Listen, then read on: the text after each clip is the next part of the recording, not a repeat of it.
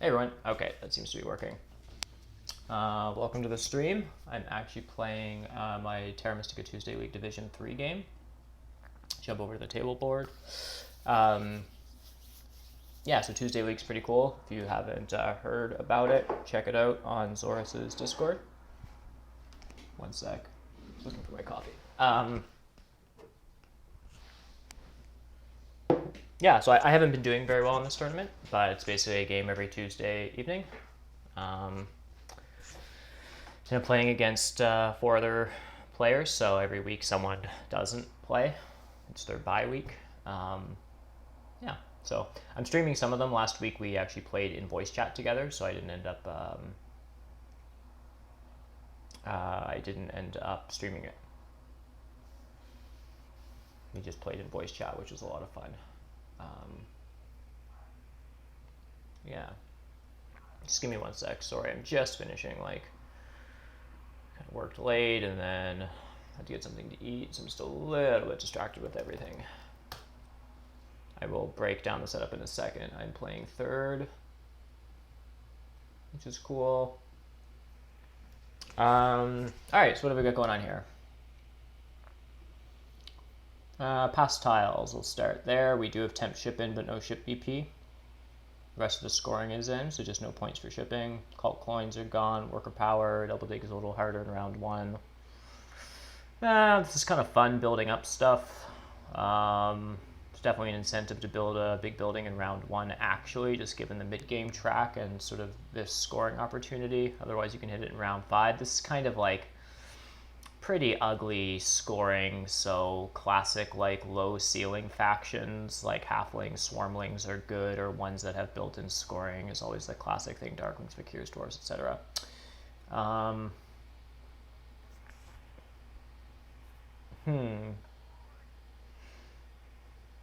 It's actually a pretty decent chaos track. Oh, okay. Engineers are in. I mean, you can play chaos with NG. It's just pretty rough. It's not really a lot of fun. But this is actually kind of a decent building order for chaos. You might even build a stronghold. And, oh, sorry, that is. I'll close that. Work stuff. Yeah, so what am I gonna pick here? Gray, blue. I can never remember the color wheel. I gotta open this up. So no green, yellow or black. Yellow, brown, black is all fine. Darklings in third seat probably do get the big building bonus. That's fun. Darklings probably start here with NG and Swarmlings. That's kind of fun. Yeah, actually. So, opening Sanctuary involves sending a priest to a cult, and the easiest one to get the best Sanctuary open, like the easiest Sanctuary open, is actually a priest to Earth just for a leech, and so it's kind of annoying that they're not going to get better cult rewards. If you get 4 power in a worker's action and you send the first priest to Earth with Earth 1, you can get out a Sanctuary in round 1, which is nice if there's Earth coins anytime in the game. But here you'd just be tossed. You might get just enough leech to be able to send it to Air or Fire and still make it work, but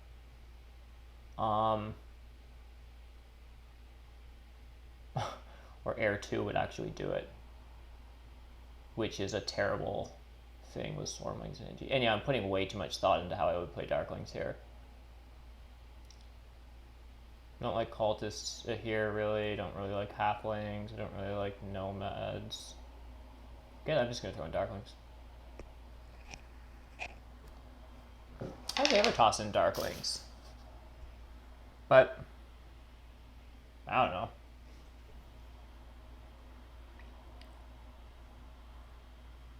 NG are kind of interesting. Who's tossed in NG? CH. Like, so far these factions are pretty great for engineers. The pastiles are okay. There's no ship scoring in, and this is really goofy.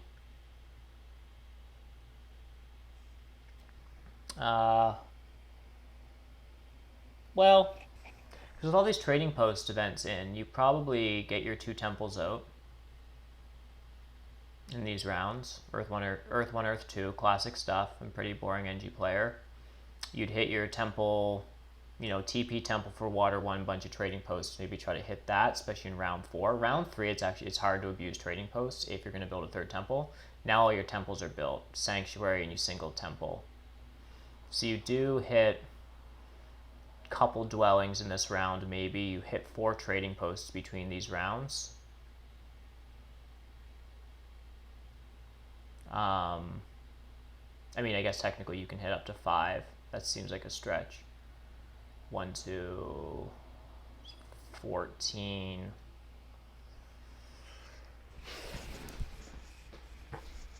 It's not a great track for NG when I feel like 23 track points is kind of a stretch. Because like the only way to extract more from that is to go both big buildings and hit 5 TPs in this round.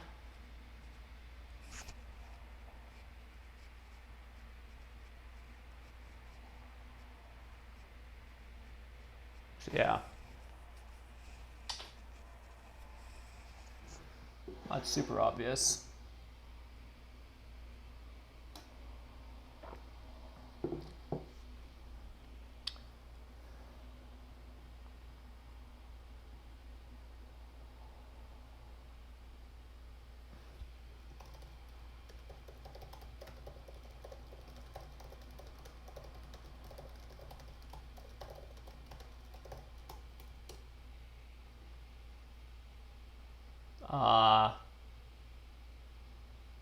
I mean, Giants are generically bad.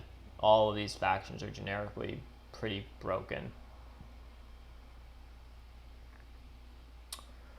Oh, Swarmlings are going to have a good game here, aren't they? Well, how do the pastels break down? Darklings just get a spade to take it away from Engineers. Engineers get like a priest to air, I guess, for an extra worker and get some spades later. That seems underwhelming. Swarmlings do what?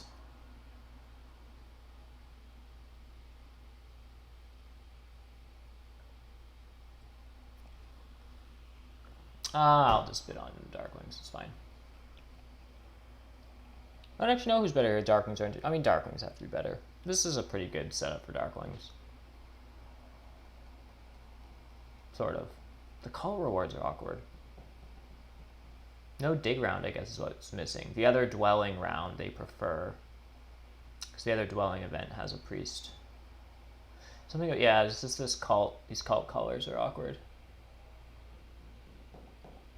Thanks, Darn. Yeah, I've been having a rough time. Whoa, this is spicy. I mean, I think all of these factions will get bid down quite a bit before Giants. I don't know. Like, I certainly don't blame these bids. Like, I think there's something to be said for all of these factions just being like, oh, sorry, folks. I'm doing all kinds of annoying stuff here today. Just let me get myself organized for 1 second. I've got a second monitor, and I always need another thing open, and I close it somehow. I'm going to minimize that. Okay. Yeah, I haven't been having the greatest luck in these tournament games. Maybe I think my head's just not always in Terra, like on Tuesday nights for some reason. I don't know.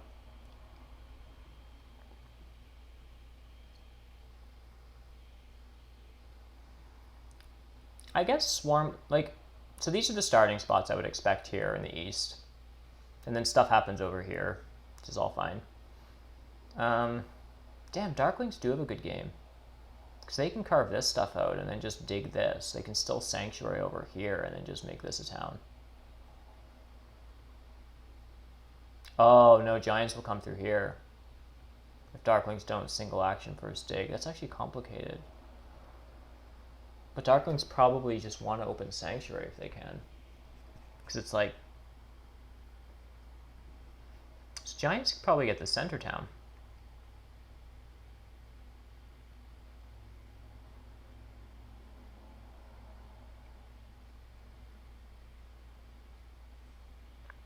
Giants probably take e6 here. They probably upgrade their stronghold in d4. They probably start here and here. It annoys Engineers a bit. Engineers just start here and dig this quickly. Swarmlings take double dig. Oh yeah, well engineers start with priest and upgrade. Engineers get enough leech early on to probably take, yeah, just to get a single spade. They spade this. And then it's kind of awkward unless they get a ton of leech. Do they have enough stuff? They're short a worker to open 2 temple dwelling. So maybe they just get enough leech, because they're ahead of Darklings at least in seed order. And Darklings do upgrade if they open Sanctuary 3 times. So that's 9 leech here, plus so engineers are getting like 11 power. Oh, engineers get a ton of power.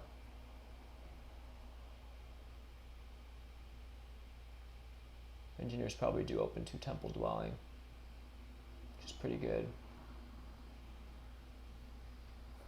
I'm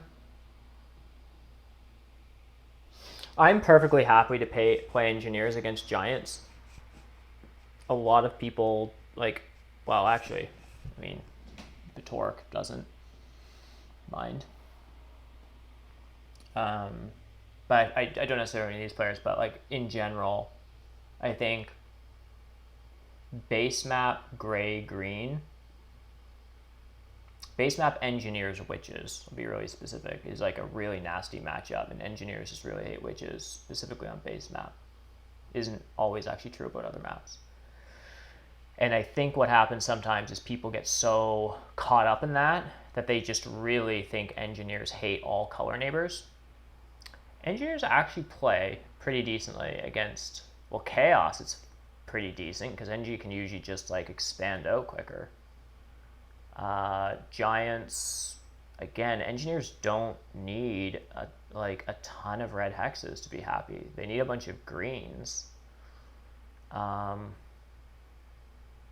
They basically want this red hex, and they can generally have it unless giants have some broken opening. I guess actually this funky thing is that giants might just dig all this stuff down, so maybe it is kind of annoying for NG.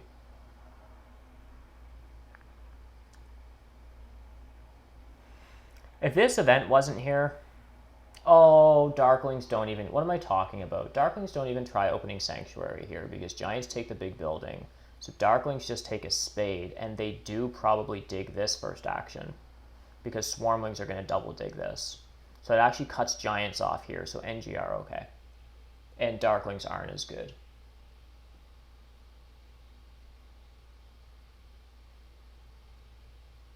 You think giants would be sneaky good here all game?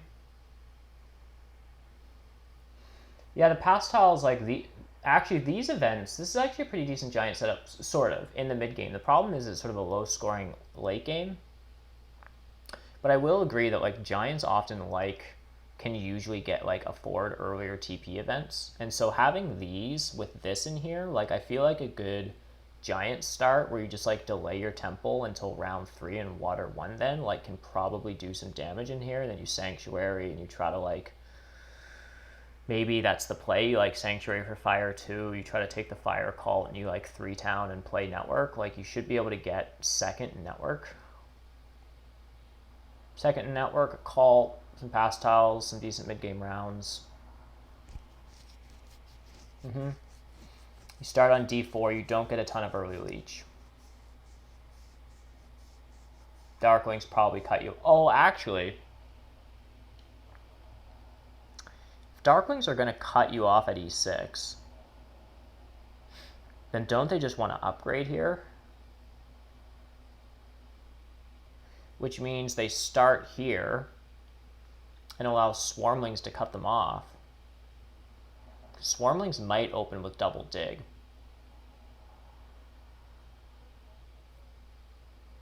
It's kind of awkward for Darklings, actually.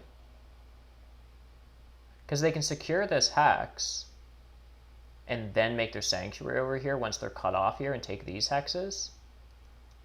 And then just like build a town up here.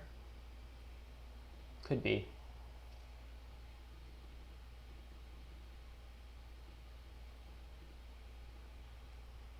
Part of me like analyzing how good things are here is just like talking through this stuff. And when stuff seems really ugly for some people, then it's like that's what sort of turns me off from them. So like a moment ago when I sort of saw that the most ideal thing to do would be to open Sanctuary with Darklings at all costs, letting E6 go, which means Giants beat NG to G2. I didn't like NG, that kind of scares me, Giants beating them to this Hex, and then it's like, oh, Darklings can't open Sanctuary anyhow, so they won't try, and they'll start with a spade so they can dig this, which is actually helpful for NG, like, just sort of like talking through all those pieces.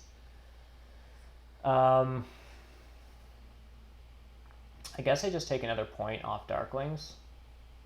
No, I'm taking a point off Engineers.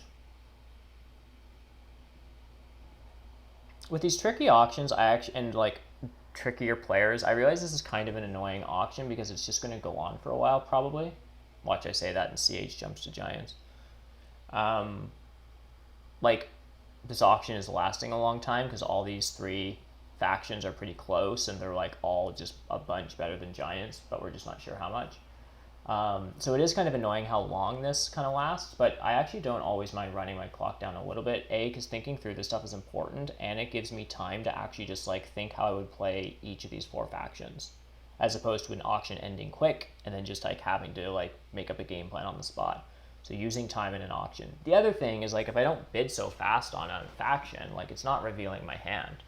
I'm actually quite happy to play Engineers at this price, but I just ran my clock down for 45 seconds before bidding on them. So if someone's trying to bid me down Engineers, but doesn't really want to play them, a 45-second delay is going to make them second guess that. Maybe they think due to that delay, I'm like one more point on NG, when really I was just like spending time thinking about Darklings, and then I'm like, oh, happy to take NG here at 21.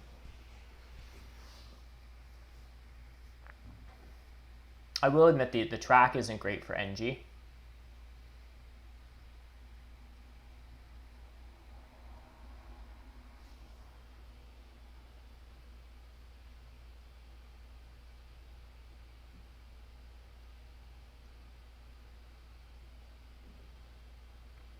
How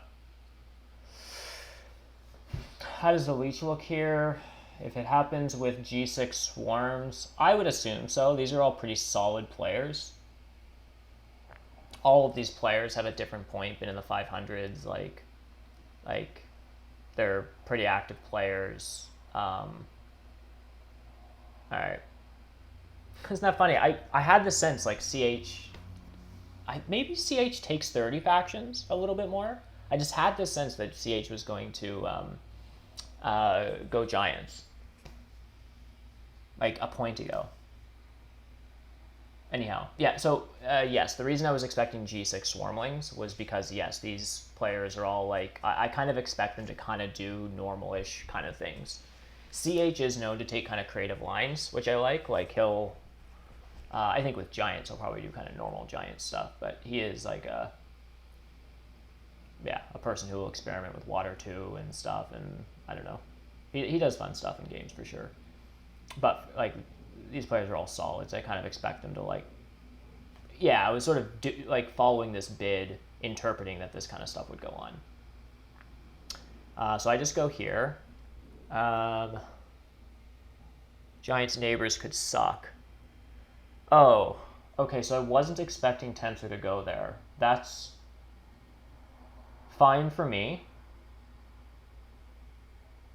No, it's kind of annoying for me because they take these hexes. But it's really annoying either for Swarmlings or Giants. This is bad for all three of us, but slightly worse for them. So I think Darklings likes this quite a bit. And then I kind of like it. I lose some expansion. Well, no, what am I talking about? I lose a ton of expansion. But I just feel like this puts a lot of pressure on these two players. Because normally Giants want to like take this and one ship hit this stuff, or like take this and this with one ship and then like town here. Like usually these are pretty common Giants first stronghold moves. But I just start with a spade? Why do I start with a spade? What am I not seeing? When people give me gifts, I'm always slightly hesitant. So that happened. what I thought is that Darklings would take the spade and dig this first action, and I really, really hope that they do.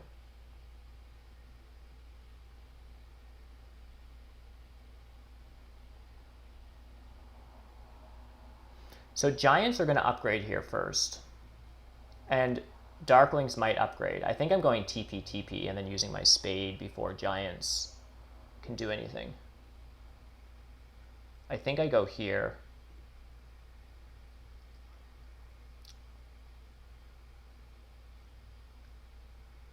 Come on, take e6. Give me leech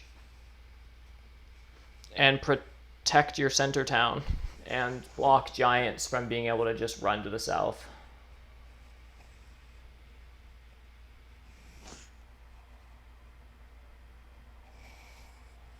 Dug east instead of c3. Yeah, it is kind of spicy because you're right. They could have taken this and turned this black or something and then just come up here later and just given Darklings this. So this is aggro against Darklings because it's more annoying for Darklings. Like Swarmlings don't really care what these hexes. Like these hexes versus... Actually... Oh yeah, no they don't, because these four are the same as these four. But because they're the same, they can just take this first. Darklings takes this from them, and then they can come up here. So this is kind of like hurting Swarmlings at the expense of... hurting themselves at the expense of Darklings. So I've got power. I think I'm probably... Oh, and the workers are gone, which makes a good bit of sense. I think I just take more leech. I'm expecting to take single spade.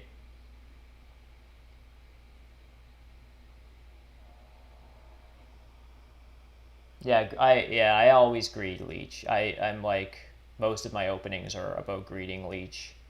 And then like this is good. I just really want Giants to take... Can I dig e6 to black and put one of Darkling's dwellings on it? I would super do that.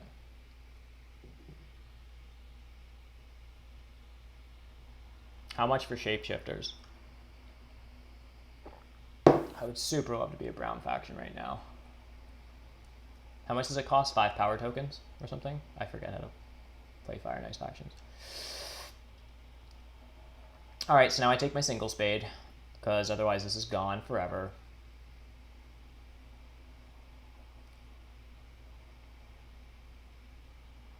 Alright, so this goes... Darklings. Darklings, you're up. You're... Oh. Thank you, my man. Now, I definitely go Earth 2 here. It's possible I have enough juice just to go Earth 1. Oh, what am I talking about? I took single spade, which means I have another dig. Was that dumb?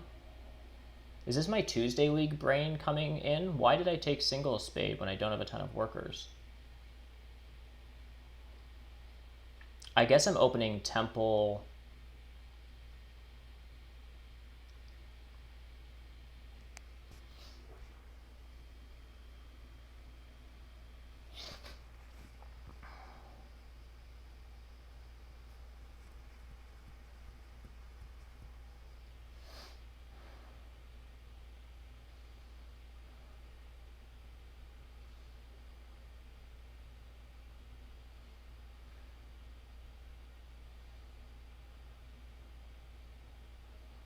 There's a lot of coins in the game. So I think what I probably do here is I just go Earth... I get one temple for Earth 2 and another dwelling.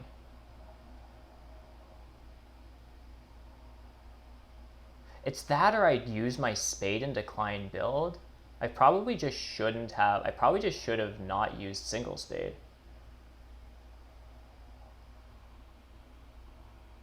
Ugh, I hate doing that. Seems wrong.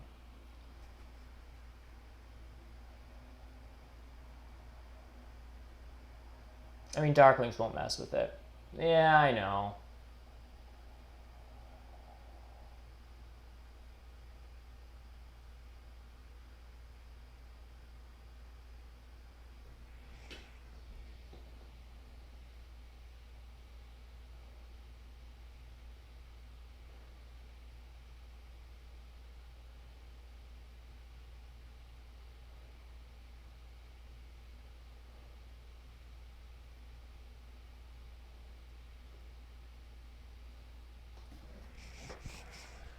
All right. Well, I'm always doing Earth 2. Question is, who am I giving Leech to?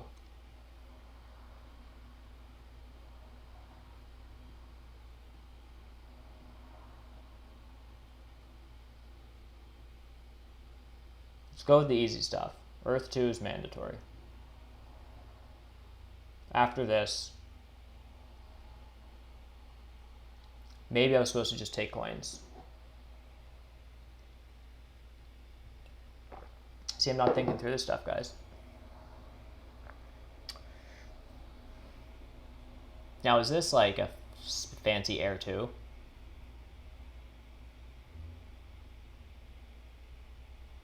Probably just fire 1, and then he just gets out another dwelling. Oh, he just took an early Earth 1.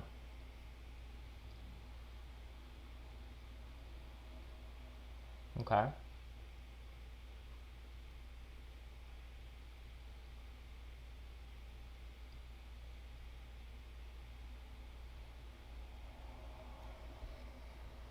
Earth 1 looks kind of bad here. Yeah. I just feel like he really wants to get a Sanctuary out next round. And Earth 1 doesn't seem like a great path to get a Sanctuary. Because the call rewards don't seem really good. Unless he went like Priest to Air, and Air 2 is like kind of defensible. Except that Air 2 is garbage. Like, Giants basically have Air 2. Swarmlings are just like crazy with power. Engineers are like... So Air 2 is really invaluable. So you guys just like another... you guys just like this situation.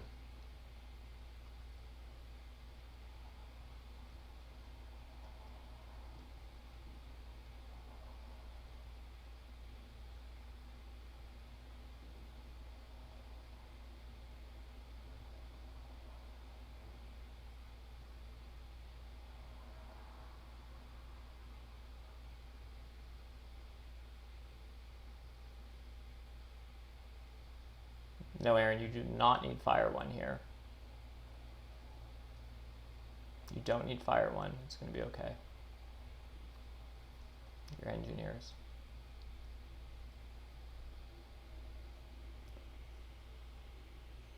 Air 2? I hope that was a meme. So...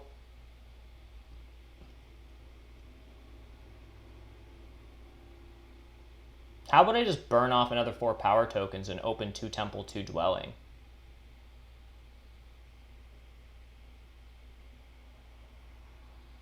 Which makes me not taking Act 4. Oh no, it makes it kind of inexcusable.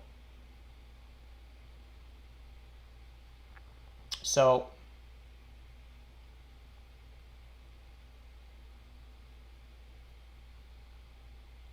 alright. This was not the most efficient way to do this, chat. But it's happening.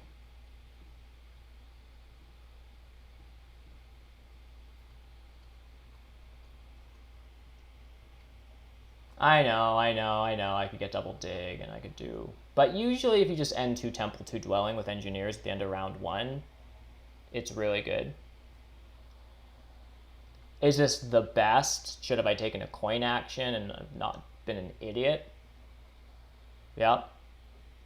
But, you know, I was inefficient with my path to 2 temple, 2 dwelling.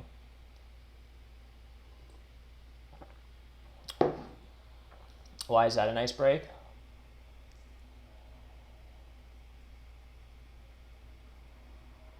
I got a lot of leech because I took single spade as a power action and then just converted infinity power to workers and coins and stuff without taking Act 3 or Act 4. Gosh, this was gruesome.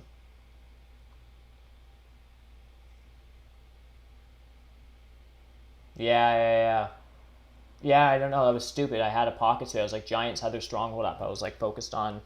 that's what I'm saying. This Tuesday League stuff, man, I don't know what it is about Tuesday evenings. Like, I don't know. All right. So I have no coins. What am I talking about? I have all kinds of coins. I have 9 power for... I mean, temp ship to C5.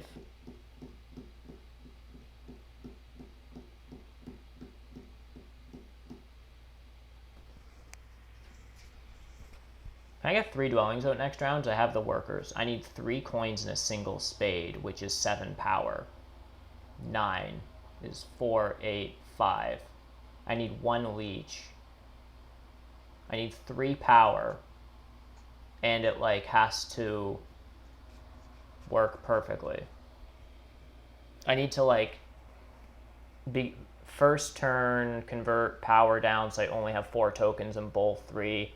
Earn it back up to 6, take single spade and down convert. And then I can go, and CH needs to not take this, because he's doing other stuff first action.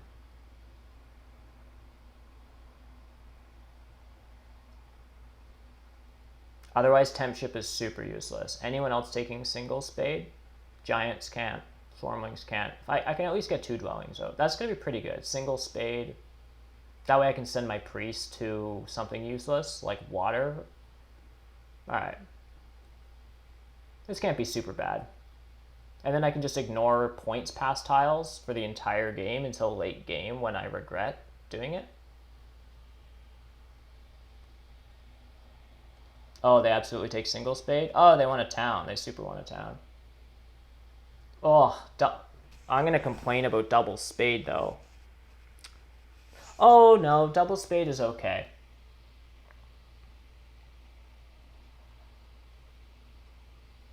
Double spade's kind of okay, yeah.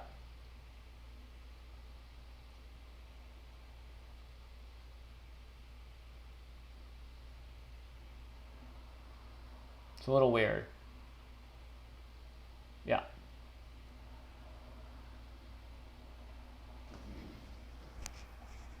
Count the dumb errors. Streaming and Tuesday League is a bad combo for me.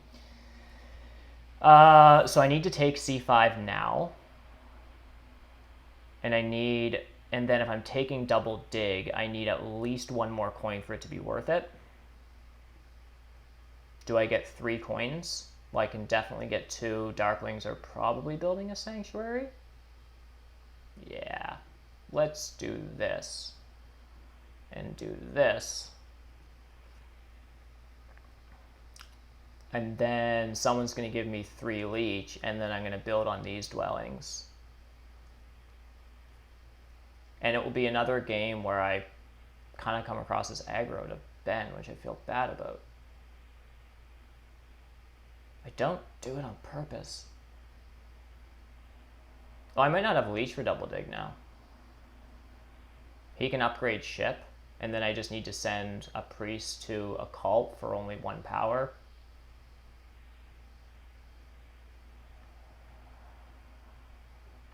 Oh, no, he can take it now. That'll teach me. Okay, he gets this red hex, and I'll just take C4, which is just a hex in a dwelling round. Or I'll take G3. I don't know. It's fine. Is anyone else giving me power? Oh, actually, the reason why this was obviously really important was because I could have made a town here, sort of. Yeah, it's fine. Did I just send a priest to Earth here? It is a lot of power, but it doesn't do anything. This gives me a spade if I temple for water 1 here.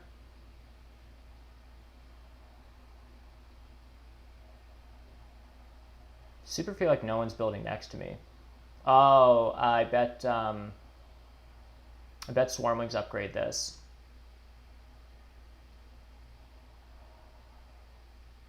What am I talking about? I super can't afford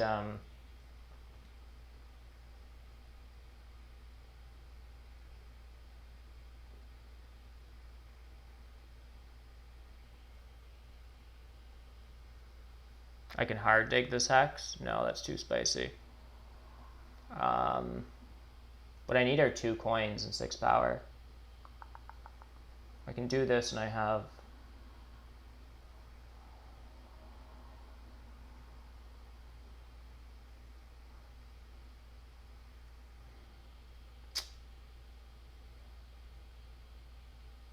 Swarmlings probably just sends a priest to a cult next turn.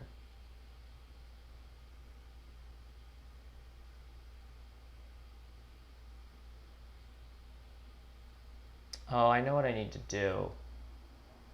Is I can at least do... No.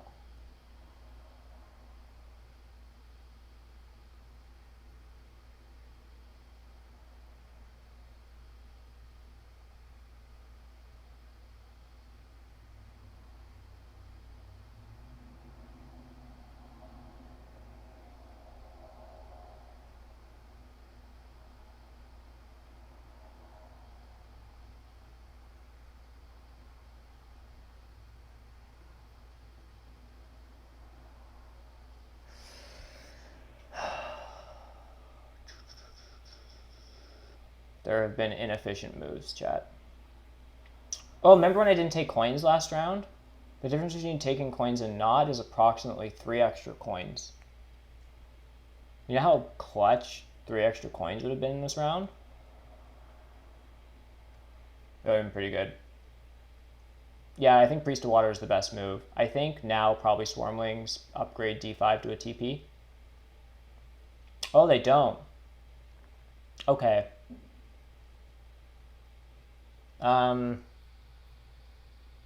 Oh. I'm going to slow play this. Oh, Giant still has their thing. Okay. So he can take this. Do I want this Hex for any reason? Because what I really want to do is double dig and decline build and see if I get... Oh, no, because even if I get 2 power, I can't use it. Yeah, so I'm just doing a worker to a coin. So... And then I'm just going to take this Hex because I can.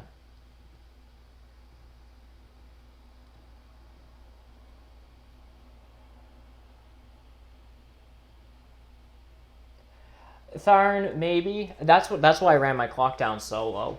And why this is going to be another 35-minute game. Or on my time.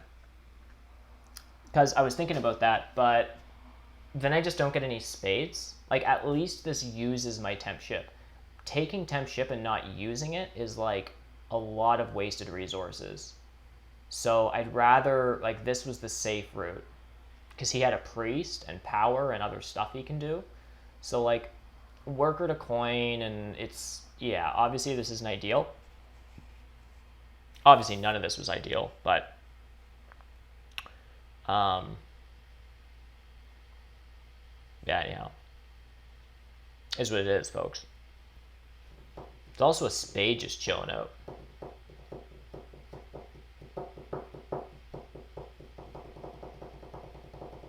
I don't really have any super anywhere to dig with it, but that's cool. Oh, that's nice, free power.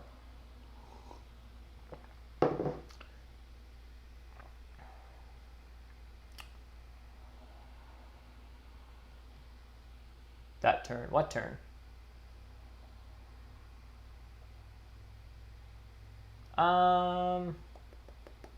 So next turn I'm building a temple for water 1. And then I have a cult spade coming in. That's gonna go somewhere. And I super can't dig that to red.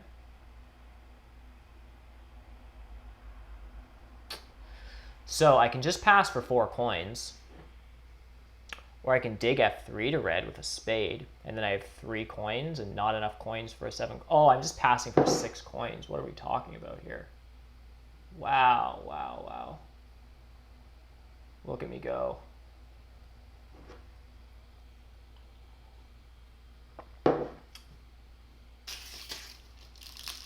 Hard dig D6? Wouldn't have that been, I had 3 workers and some power? What's SMH mean? I'm bad with internet language. My wife says I'm old and don't understand internet. SMH. NG's not taking the spade. There's 7 viewers. Someone don't leave me hanging. What does deranged mean by SMH?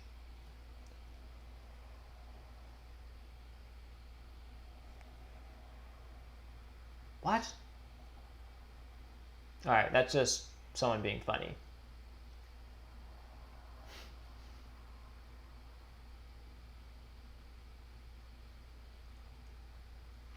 No one? Who's in chat? Chickens, deranged, heroic. People are not. Oh, shake my head. I see.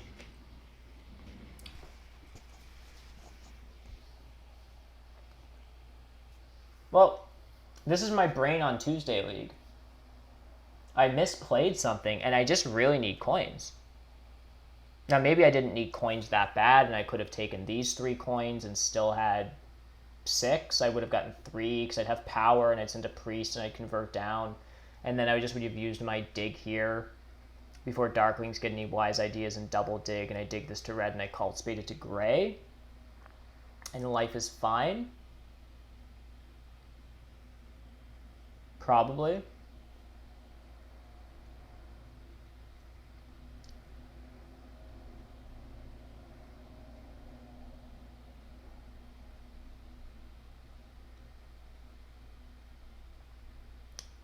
Yeah, I mean, I think, I don't know. Maybe you were right.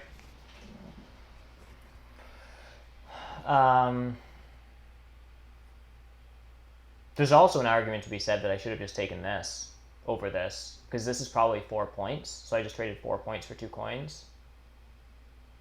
Like, yeah, I've done some inefficient stuff. I did not take coins in the first round, which probably prevented me from just double digging this and having the resources to take it.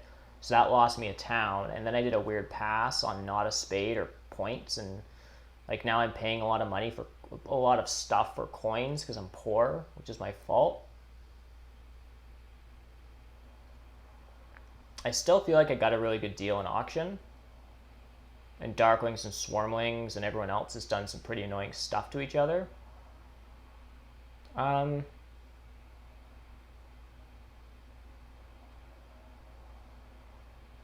So there's a chance this gets dug this turn, which is really annoying.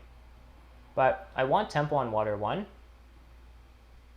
The only thing I wanted... Oh, yeah, no, this is super fine. I'm just going to pretty much build a temple for water 1. It's super okay. If this gets dug, it's super annoying.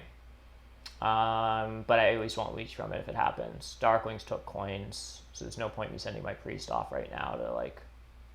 And yeah, there's no power actions I want this turn. All my power is just coins. So where's my priest going? I have water 1. If I send a... So I get water 1, so I have a cult spade here. If I send a priest to air, then that means next round I can convert a priest to a spade. Or I can just send another priest. Oh, this nectar of the gods. Okay, I should have taken the spade, I know.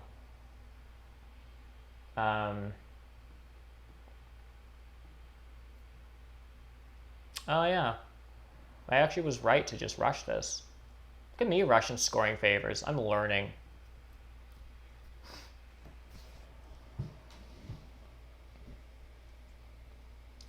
Here's another thing. Should I down converted 2? Would I rather a 2 for 1 from Darklings as opposed to a 3 for 2? Yeah, rushing water 1 is done. I just get pretty like haphazard about scoring favors. I'm like cults and coins and upgrading shipping and advancing my network, and then I'm like, oh yeah, I should take a scoring favor, and they're all gone.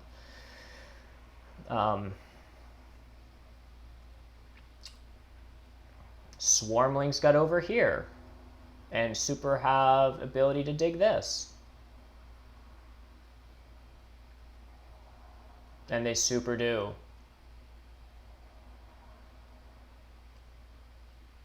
Unless I take single spade from them. How crazy is that? It would literally be a spade block so that I can get this. No, this is gone.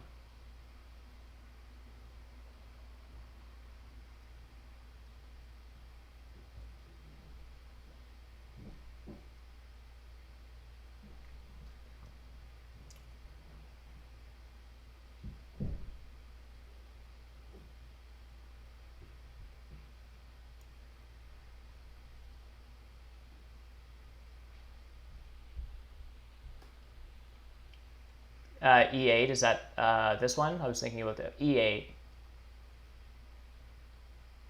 It's true. I was actually thinking about digging this and towning up, but yeah, I should just put 1, 2, 3. Yeah, I should just dig this. Yep. I actually might do that. Well, no one's interested in it. Giants are not at all interested in this hex. No one is. Well, Swarmlings eventually are. Well, they don't care about connecting. Yeah, this is pretty safe.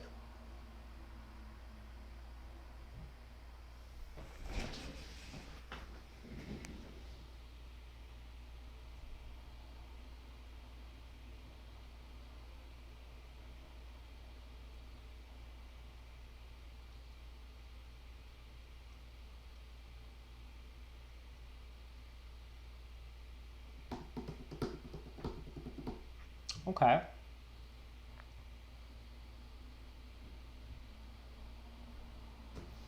I think I actually just want to like build a dwelling in a trading post. I'm having crazy thoughts about trying to get to town up this round, but I don't really need to. It's fine. We could take a 2 key town. Oh no, Swarmers took a 2 key town. Get another spade. Alright. Just do this and chill for a sec.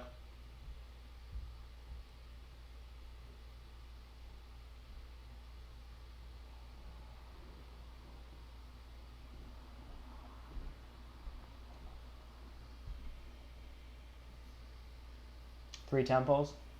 Yeah, it's actually kind of standard heroic for engineers. They sort of have a funny build order. But yeah, it does look weird.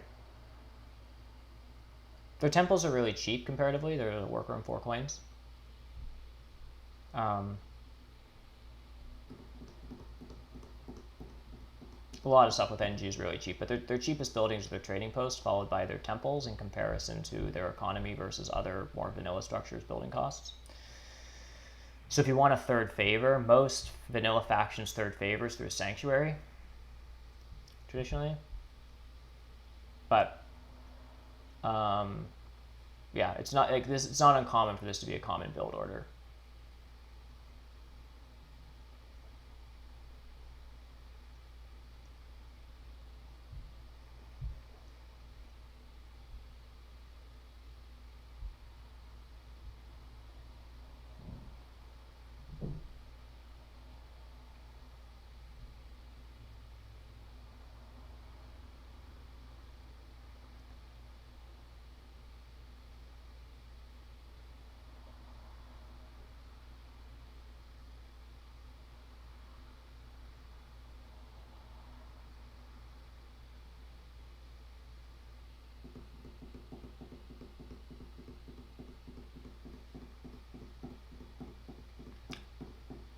Yeah, our connection's not super good.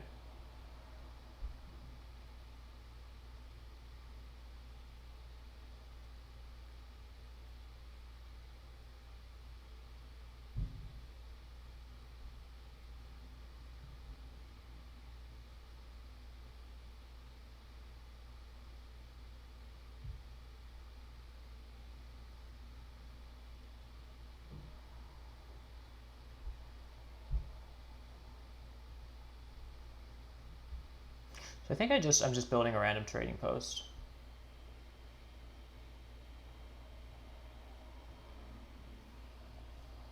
I think it is probably Tharn. Yeah, I need to dig E8 for connection.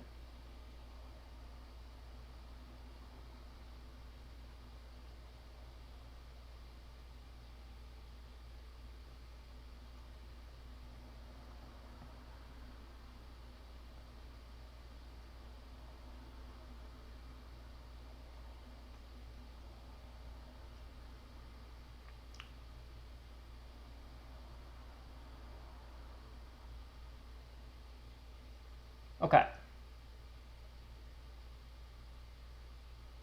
So there's a play here. I think I advance shipping. I mean, Swarmlings just pass on to the spade, I think. Man, this is tricky. I didn't mean for this to be such a tricky game. Because the safest place for me to put a cult spade is here, and I would just single spade, and I would just like town up next round for something cool, and just like go over here, and I might even build a second town over here or something. And just be friends with Darklings and, I don't know, do stuff. But then if I spade this, I also have to spade this for connection. So I could advance ship and try to cult spade this now that Swarmlings have done everything with their resources, except for they have nothing else to do, so they just pass first. And they have power, so even if I cult spade it to gray, they can just double dig it back and be really mean. I can cult spade this to red as long as I pass before giants, and then I'm willing to take another spade action, and so I'd single spade this, and so I'm taking a single spade, which isn't the most amazing power action. Have to rush single spade. Or I could double dig and just dig this and this or something for extra expansion. That's probably okay. And then I town up for something and then build some more trading posts. I don't know. Giants have already passed. Yeah. Oh yeah, Giant pass for a coin action.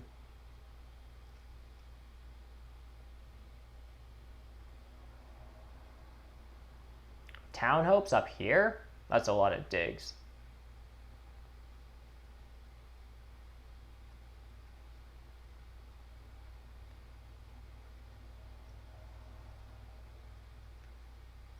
Double spade is just a lot more efficient than single spade.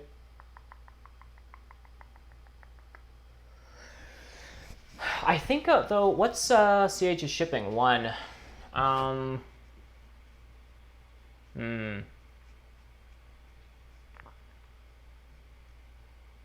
Okay, what Darklings could do right now is just pass. And then I upgrade shipping. And Giants don't take the spade. Yeah, but then they just take double dig. If I cult spade this... Oh, Giants pass for this. Okay. Oh, or I could just pass for this.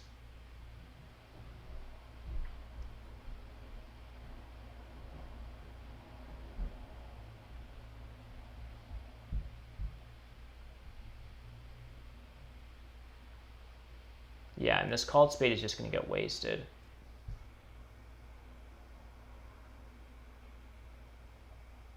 Yeah.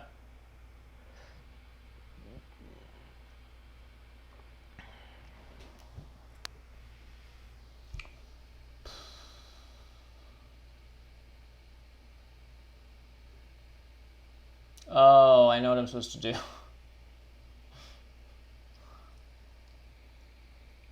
I think I'm taking single spade on E8 right now and turning it red. And then my cult spade turns it gray. And CH isn't any more interested in a gray hex than he is anything else. And then I probably just pass on to... And then I have no coins, but I don't need that many coins.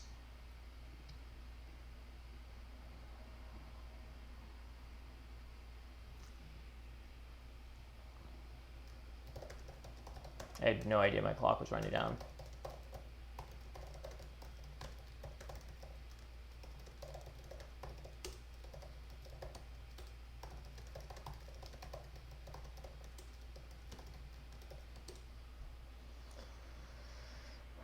I don't, yeah, anyhow.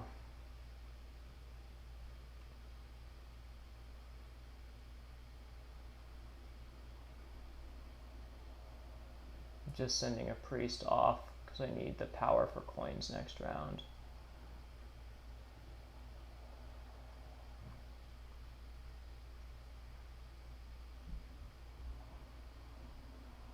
Three points and 2 coins.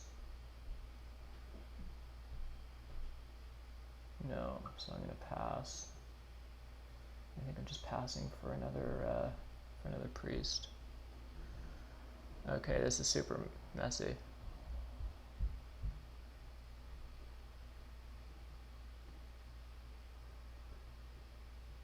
Sorry, this is some tenuous stuff. This is, oh my goodness.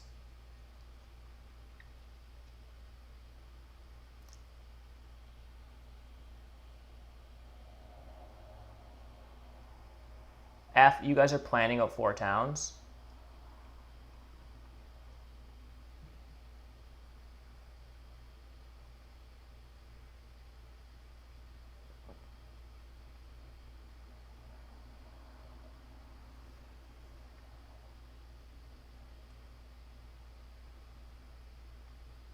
I mean, I guess the thing is that I'm just like gonna build this immediately because I'm supposed to, and also I'm trying to get time on my clock. Yeah, totally Coin Town. I love Coin Towns as engineers. I think they're fantastic.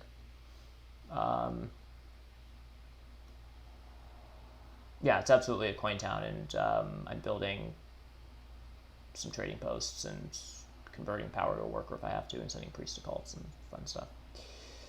Might even be... No, I can't afford Ship Town. I'm just building like 1, 2, 3 trading posts this round in terrible places. I'm just trying to hit the track. It's not a very good game, guys. But you're totally right. If I am building a trading post here and next round's a sanctuary round, there's actually something to be said for... Like, network race isn't huge. Like, giants don't have an amazing network. Darklings are never connected, and it's swarmlings. So normally engineers, if you're against like nomads and mermaids or like witches that opened with a stronghold or other like high economic, high network factions, like, you know, even double digging this hex for an extra town and taking a bridge, oh, never mind, that's gone.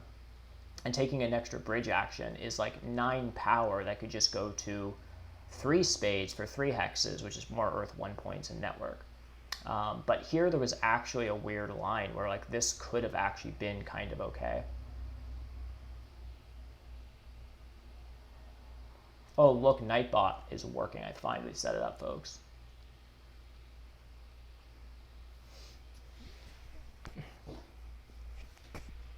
All of our dreams are dead here. This is like, yeah, there aren't a ton of dreams. I'm just building this. I'm going to take a Coin Town, and then I'm going to do stuff.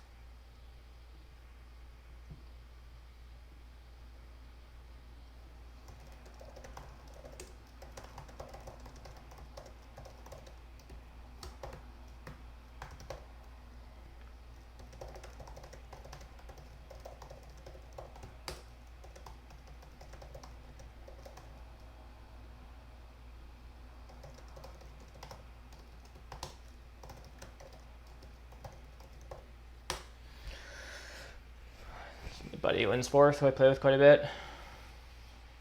Yeah. Guy who got me into Terra initially.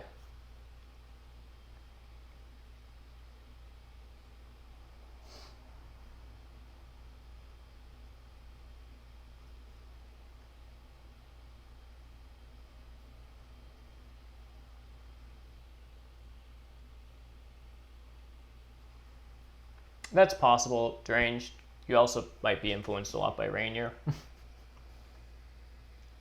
Rainier plays for a lot of towns. I used to be much more of a lazy town builder. So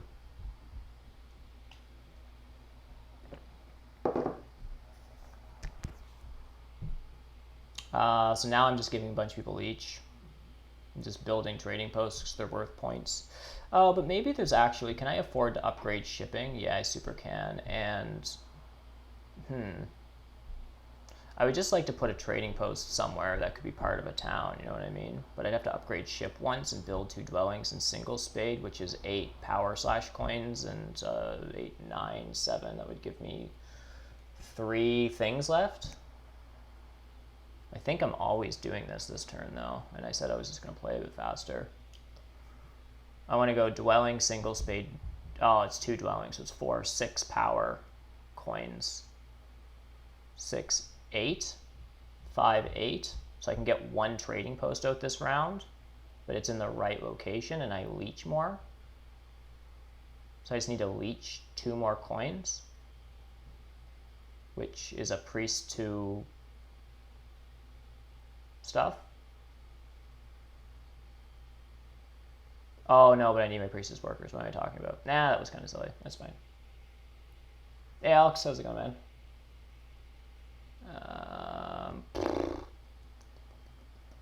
Alright. So I'm just putting my trading posts in wrong places, and there's just not a ton of towns. And you all are going to have to live with it. You know what I mean? We good with that? Am I just accepting free power, or do I want a 3 for 2? I think I super want a 3 for 2, right? Am I joking? I mean, this is just good points. I don't know. Now I have like hardly any worker production and no cult economy. Swarming's just gonna give me the water cult.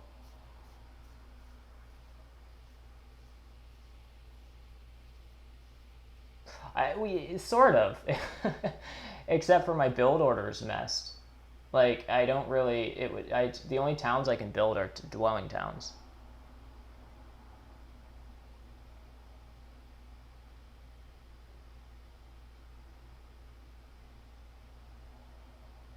This was supposed to be a town. I mucked it up in round 1. Deranged, call it, or whoever. I was supposed to take single spade. Or I wasn't supposed to take single spade, and I could have taken coins and stuff. I think it's still in a really good spot. Like economically, I just have a ton of stuff.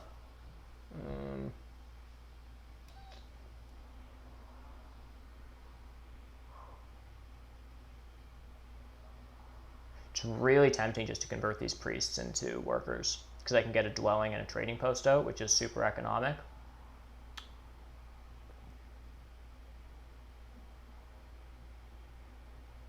It's pretty tempting.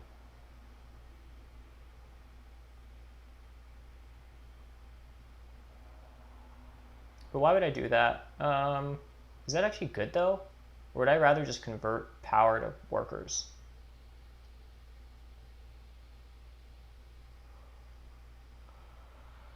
Oh my gosh, a B5 A10 town? Don't give up. It's 4 spades for oh my gosh. You guys are kind of psychos, but you might be kind of right, but you are all really crazy.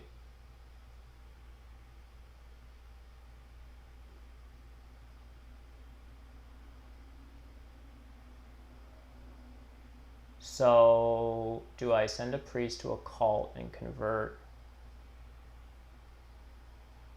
There's points in some of these cults, is the thing. Like a priest to earth and a priest to water are pretty helpful for points. Oh, this last priest to air is not terrible. Actually, either.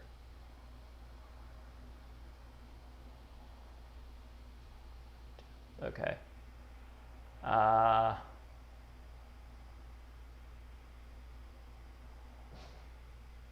Yeah, I'm doing this. You can all hate me for it, but just have to deal with it.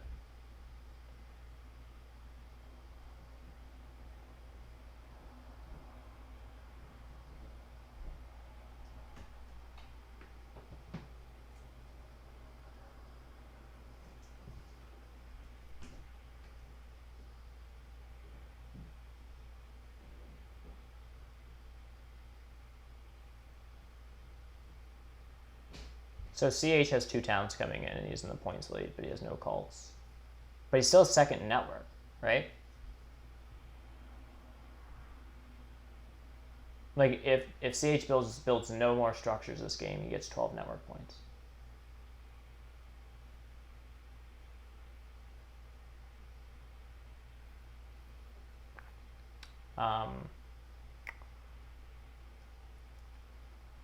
What's the passing order here?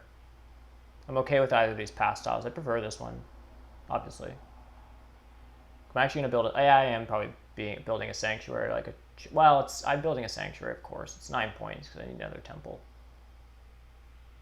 So I have like 9 more track points, 0 town points, unless I triple dig stuff, like a lunatic.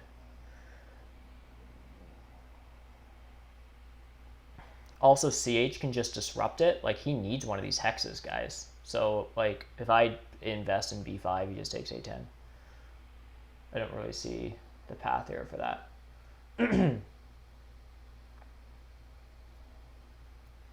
Yep, Tharn, you did say that the Giants would just be sneaky good, and they are. No, CH doesn't want this power. I think he probably just stepped away from the computer for a second.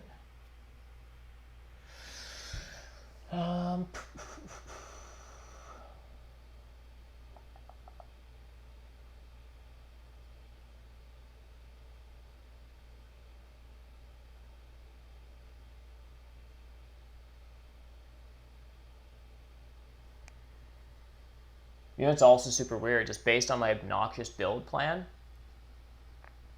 I can't even pivot to a bridge strat, because name 2 hexes that I can connect with a bridge that have my structures on it.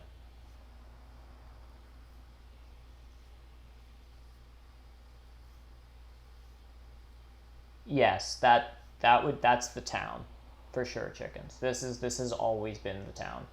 It also takes a hex from an opponent. But I'd use the priest and pass. Who? Okay, so I'm obviously passing for this, and I have 10 power coming in. I do need workers. 4 might be enough with priests. I'm getting 10 income. Getting another worker, that's super helpful. So I just convert everything into coins. 4, 8, 10. Can't leech. This is all good. I'm not building a trading post this round, which is really annoying, but I'll just do this and it's pretty good.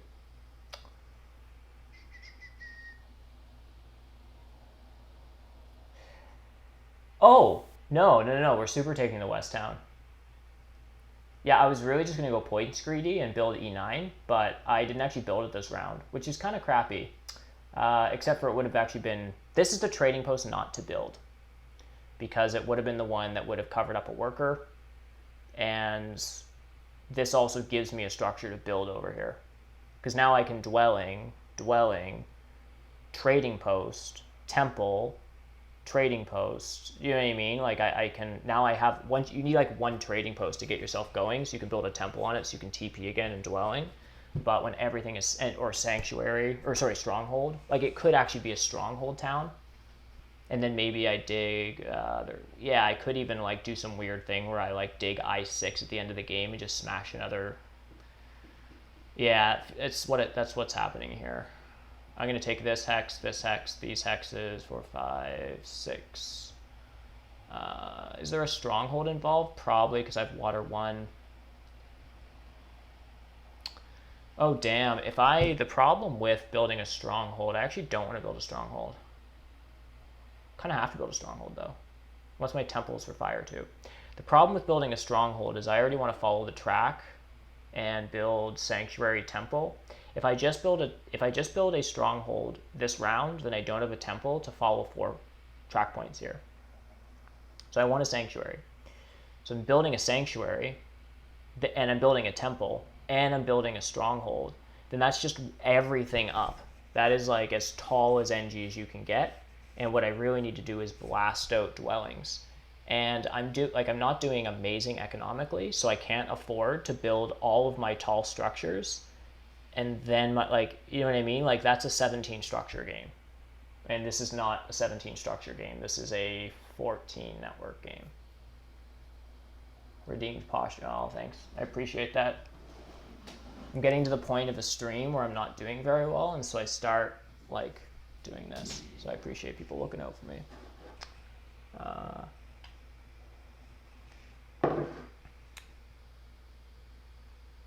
Still, Soto, did you actually redeem that 3 times? Because that might be a bug in how my settings are. You shouldn't have to pay 300 channel credits. But I guess I can't stop anyone from doing that 3 times. I don't know. So there's probably an air 1 rush. I have power. This is also the point of the game where I need to start... oh, that's interesting. I already did that. I don't really care that much. But anyhow, I think what I do is what I want this turn is a sanctuary for air 1, double dig, and 2 dwellings. That's what I want. Is there air 1 pressure? Giants, darklings won't build a temple this round for air 1. So there's no air 1 pressure. I want to be able to leech, and I want to be able to double dig.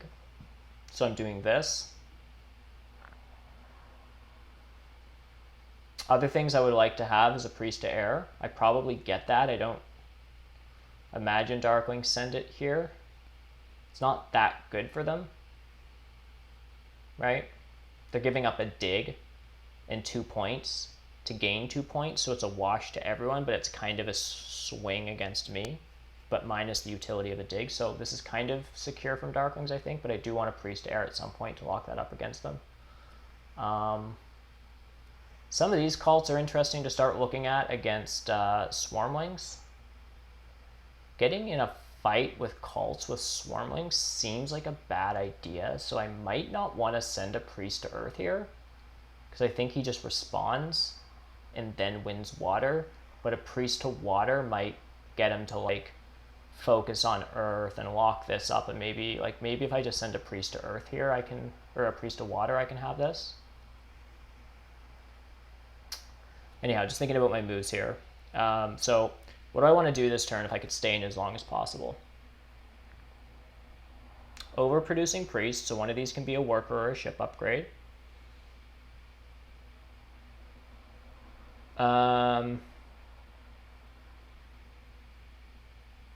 That's a low priority. I can always convert a Priest to a worker. I want to get 2 Leech if I can, so I can double dig. Or if no one's giving me power, I just send a Priest to water, and then when I'm full, everyone will build next to me. It's fine. Double dig, build at least 1 dwelling, and a sanctuary for Air 1.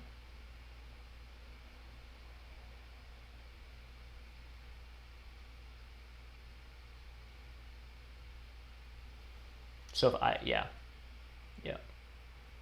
that's what happens.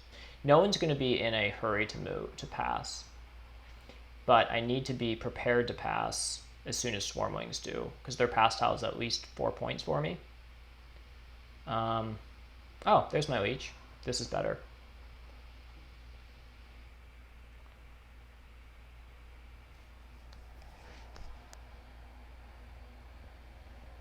Yeah, you are. Sorry, getting back to some of these old messages.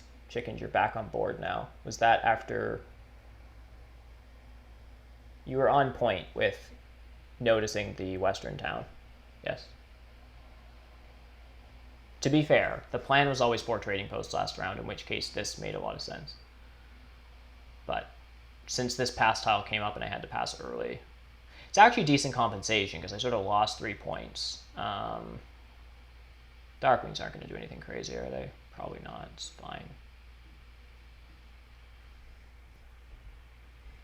What did he just do? Earth 1? Oh, yeah. This is going to be 3 points. Well, Air 1 is 7 points, and Earth 1 is probably... He has 2 of these actions left and a free dwelling, maybe 2. Yeah, I don't care about this anymore. I take this if I can. So yeah, this Earth 1 was probably pretty good for Giants.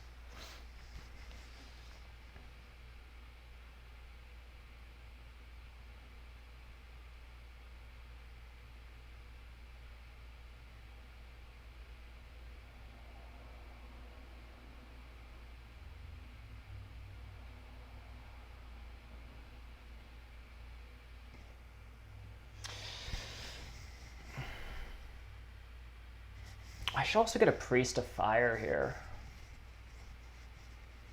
Yeah, I'm going to sending a Priest of Fire. It's 2 points, no worker. I gotta send some of these priests off before they just start disappearing.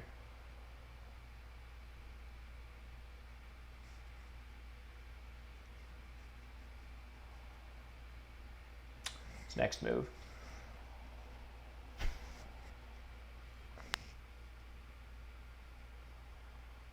Then I can only send 1 now? 1 what?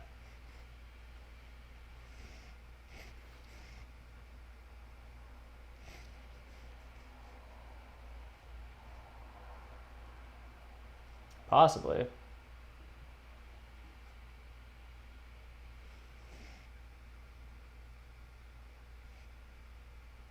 Priest? Because I produce... Yeah, one of these is always a worker.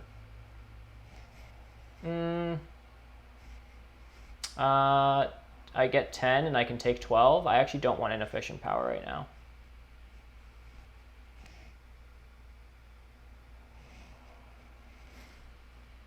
No. My priest production, even with a sanctuary, is still going to be 2. One of these is a worker, so I can send 2 this turn. This guy and 1 more. It's probably to water. And then next turn I take this. Unless I'm like missing something.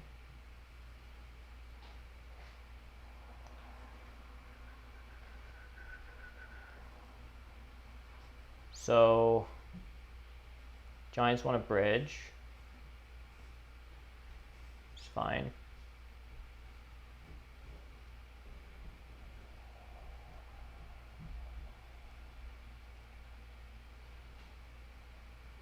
I have 4 hexes to build on. So with no more spades and no more disruption, I am network 14.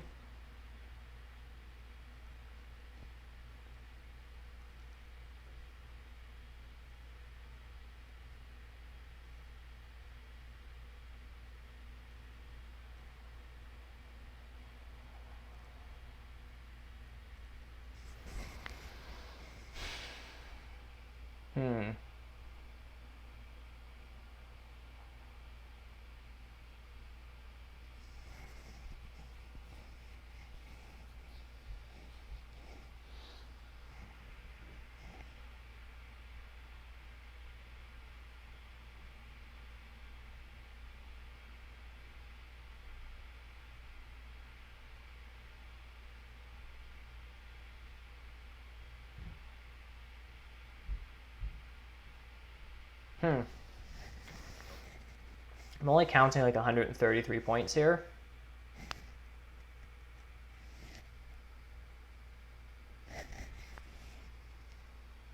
Would Earth 1 be better than Water 1? For who? Water 1 was gone. We all took it. I don't know who you're referring to, but Water 1's been gone for a while. Alright, I'm building the sanctuary. It's happening, folks. The other thing that I could... Oh, this is a 3-point trading post. Yeah. Alright. I'm mumbling. I'm building a sanctuary for Air 1. And then I'm plugging in my computer. And then I'm not just converting a priest to a worker. Well, I am. I'm converting it to a worker, and I'm building a trading post this round, because with Air 1, it's worth an extra point. I'm on the pass tile.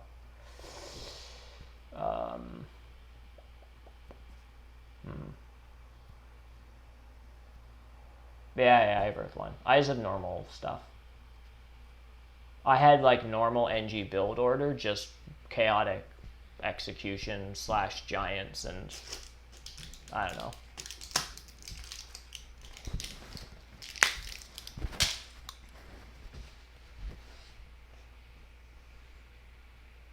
This is nice. I love to see this stuff. People fighting over stuff. Also, honestly, I think both these priests are workers. Because I can just go trading post dwelling here.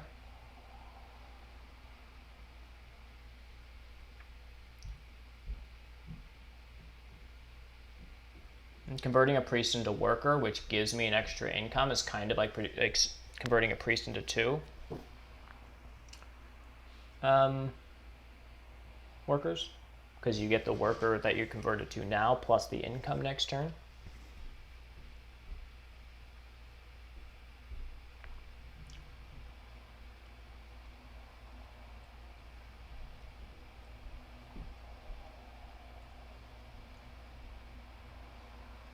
But is that extra worker? I don't know. We'll see. This is a priority. Because this is worth 3 points, and I don't know. It's just good.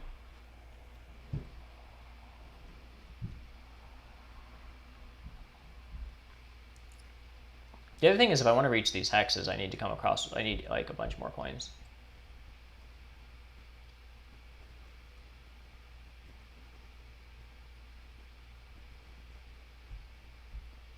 But you see what I mean? Like, if I could build this dwelling, like that's pretty helpful for engineers.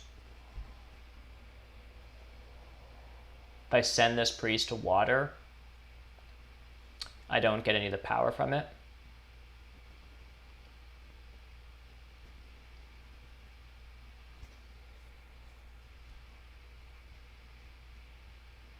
Either way, I can only stay in 1 more turn. Are swarmlings doing anything? I guess they can build a temple. But they don't want to build a temple.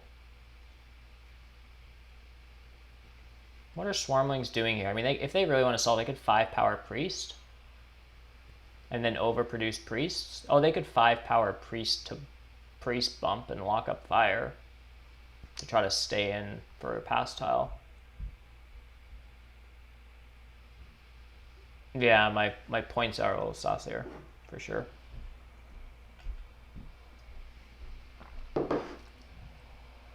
I mean, my round 1, 2, 3, and 4 were suspect.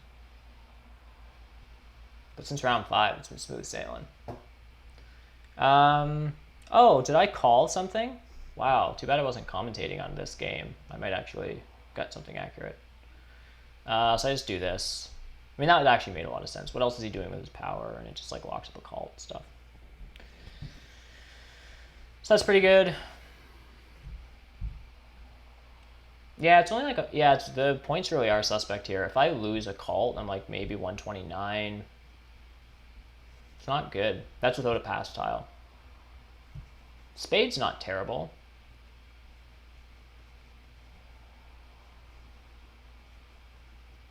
Nope, sure don't. Super don't want that.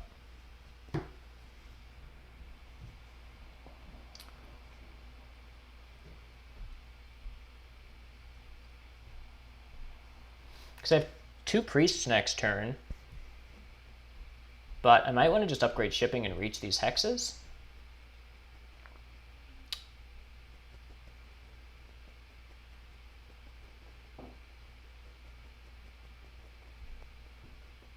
Or, crazy thought, I double dig D3 next round. It actually makes me town up a bit easier without taking Fire 2, which means I can take a strategic 3, step up a cult, and it's still 2 digs for 2 hexes because I doubt anyone will take this from me. I think giants just want to complete their town and do giant things.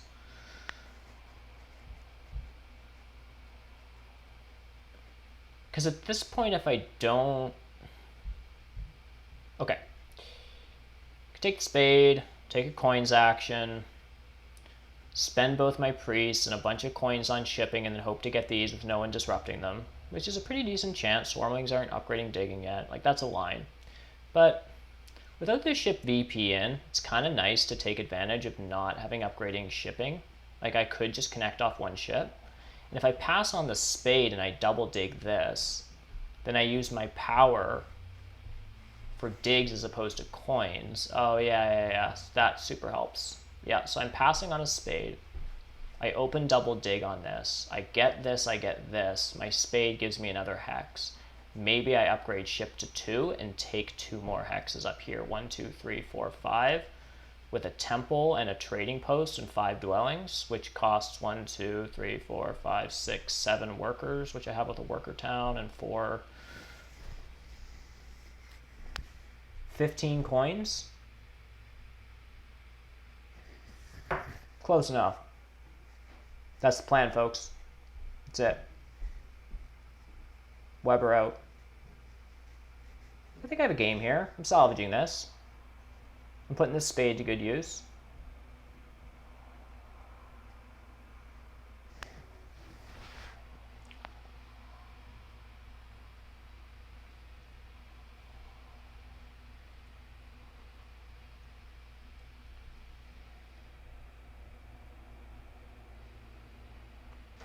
Bridge. Yep. Yeah.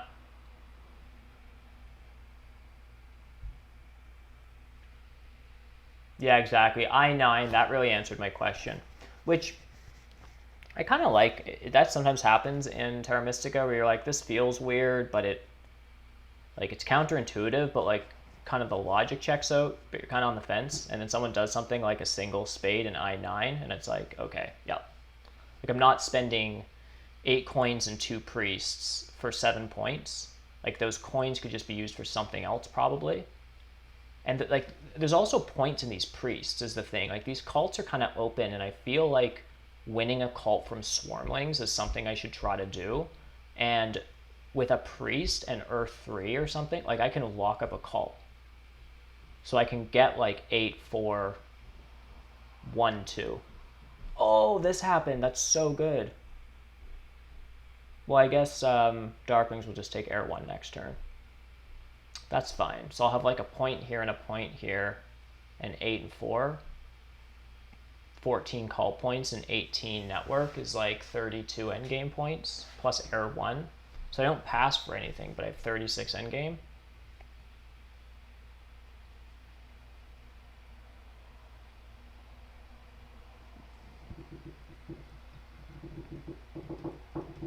CH will take second on Earth, because Darklings can't afford a priest. CH will take second here. 4, 5, 6, 7, 8. He has like 9 call points and 12. So he's like 21 versus my 36. Who's not getting a pass tile here? Tensor isn't.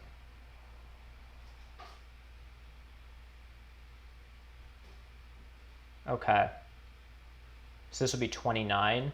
Oh, but he doesn't have Air 1. So 29 versus my 36. So even including his pass tile, I need to be 7 points ahead with him in raw score.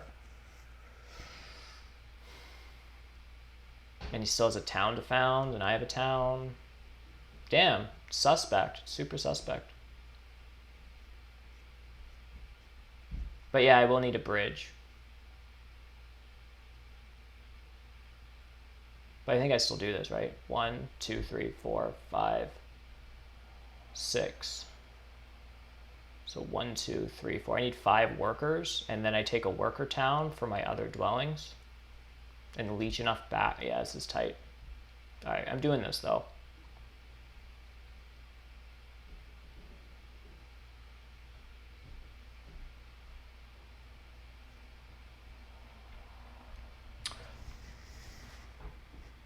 Could also be priest to water. And then water too. Because then I can lock up water and have a cult step somewhere, so that's worth an extra point.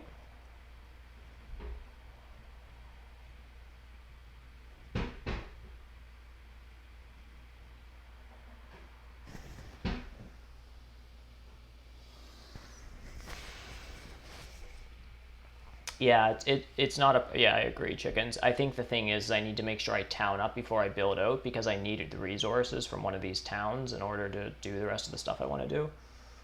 Alright, I'm just going to do some math here. I'm just using this old guy and another monitor just to... Alright, so what's the dream here? Getting out 4 more structures. So it's a temple and a trading post and 4 dwellings. And a bridge. So that's 8 workers. Damn it. So I have 8 workers if I take a worker town and priest are workers. The question is, and how many coins do I need? 10 coins. Oh, but I also need some shipping, which is another priest. And more coins. So I am leeching. I'm taking 2 for 1s for sure. I mean, the thing is like, I'll get some leech. This priest to water, water 2 shenanigans, and then like a bump up here is also like 3, 4, is like 6 power, which is like, now I have 8 power, which is enough for a 2 worker action, and then I could take a ship town. Like I just have to like math this out a little bit, but I think this stuff starts off with a priest here.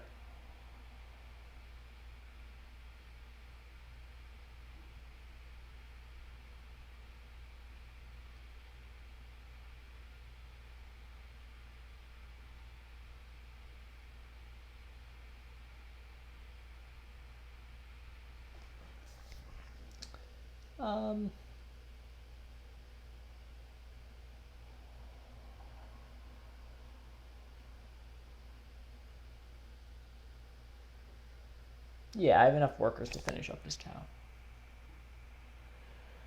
Sorry, I just panicked that I needed that priest for the town.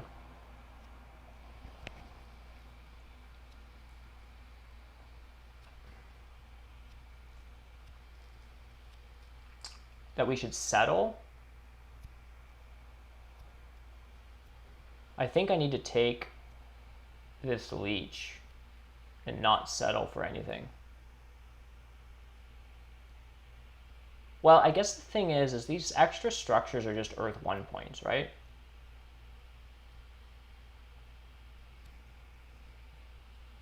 Like, this would obviously, probably still make sense. I'm Earth 1 Water 1 Air 1 Engineers.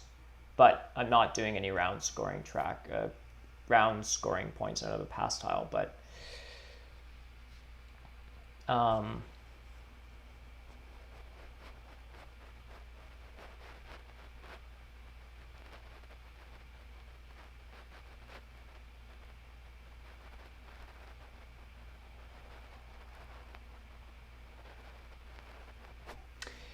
other thing is, though, is that taking Fire 2 basically just saves me 2 workers.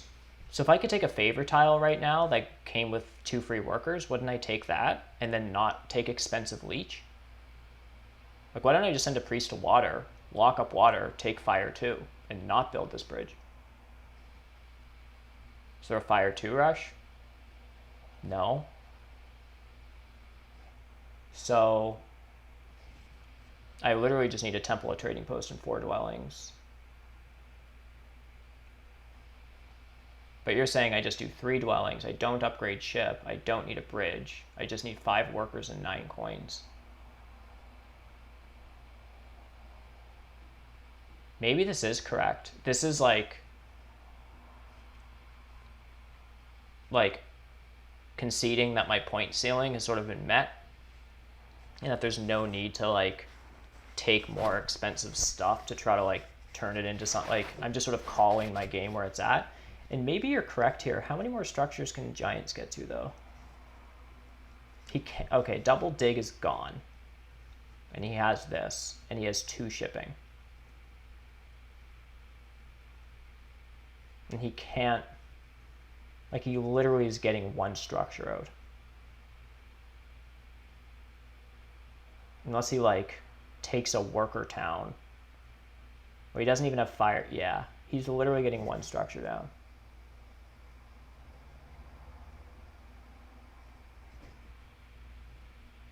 Yeah, giving up on A2. Sorry, I don't talk in complete sentences. I do apologize.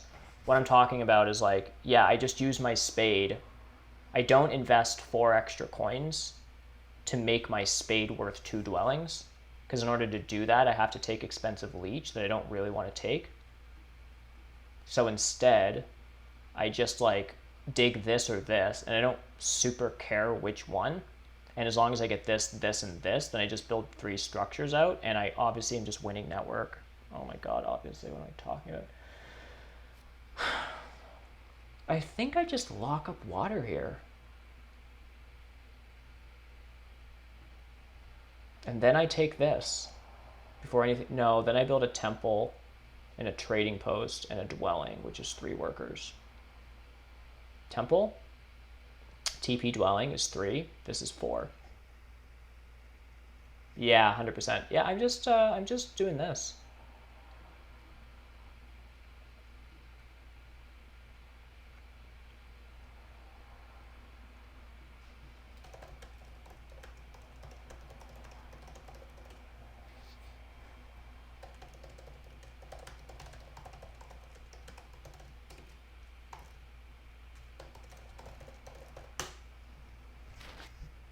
Maybe this wasn't necessary, but it's one of those things that like, this is, I'd never project leech as engineers like this. This is wild. Yeah, it's like, I was probably fine, but if Swarmlings gets this last priest, excuse me, templing for water 2, for them in a temple round is like pretty good point conversion. Like, it doesn't actually get much better than stealing a cult and building a temple.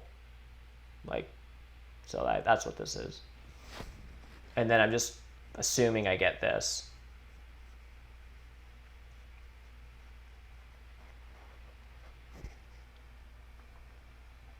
Yeah, exactly. Yeah, they're like chaos magicians. And then it's really good. It was like an 8-point building, which for them, like, scoring 8 points is no small feat. I think I just temple for fire 2 before anything weird happens. I'm not paying as close of attention to this game as I should. This also gets me a point on CH, which, yeah, if he's my main competitor, well, I don't know. What am I talking about? I could be doing bad, really bad here.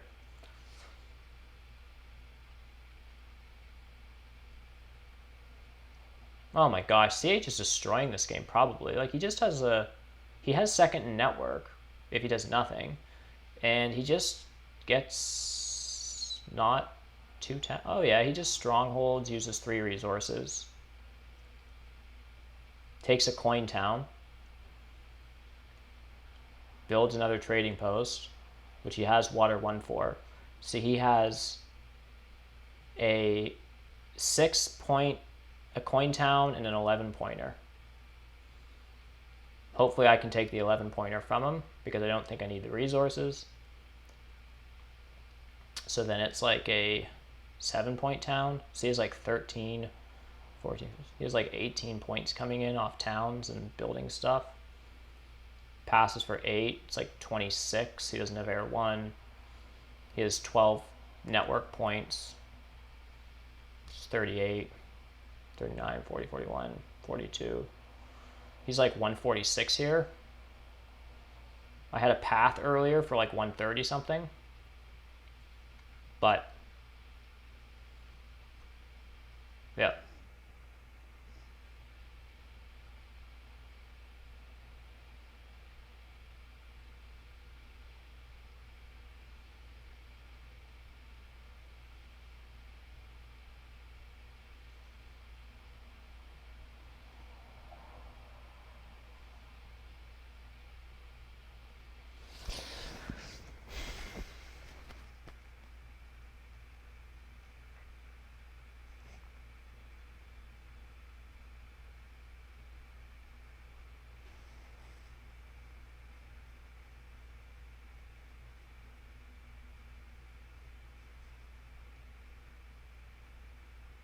Yeah, I'm still only counting like 134 here. So if the cults break okay for me. So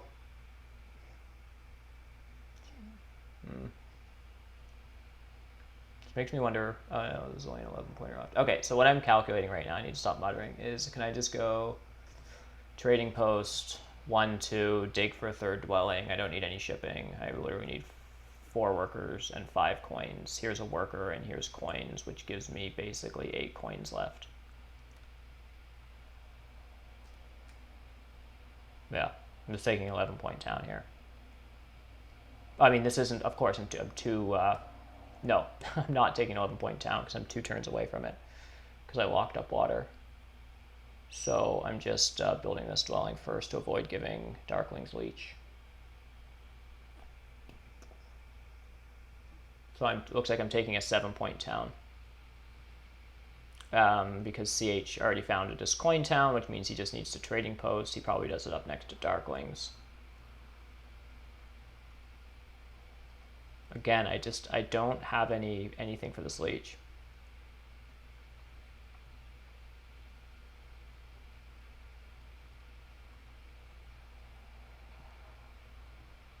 Just giving up so much leech here.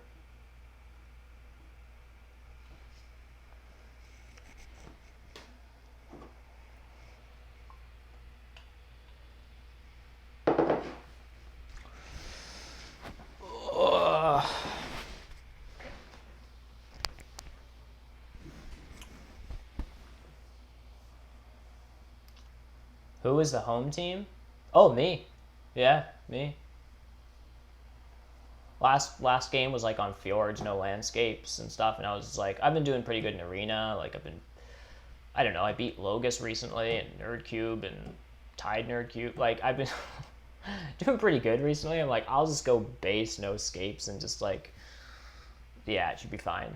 The 11-point town's gone, right? Oh, he took a worker town. I don't even know what he's up to. I don't really care. I think I just want to give Darklings a leech and take the like extra leech that they have to pay for at this point. He has more workers than coins. He might be able to do something with this, but anyhow, I'm going to make him pay for leech.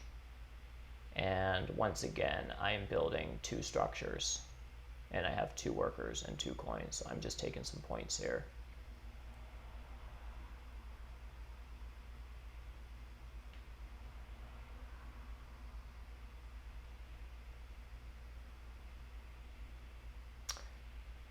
I hope he needs this for digging, because I think this is worth it for Darklings to send a priest to Earth.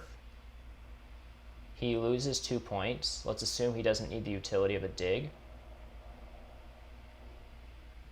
Oh, if he doesn't need the utility of a dig here, I probably shouldn't have rushed that town, because no one else is towning, and Darklings can just hit this if he doesn't have anything else to do with it. Because he has 2 blacks already, and the most structures he's getting out is 2, unless he's trying to, like, temple. Well, 9. Maybe he's trying to get 3 more structures down. Yeah, 16 coins. 12, 13, 14, 15, and a worker's a coin. Okay, so he is digging something. Alright, so he just keeps all this stuff. So he probably doesn't dig my hex.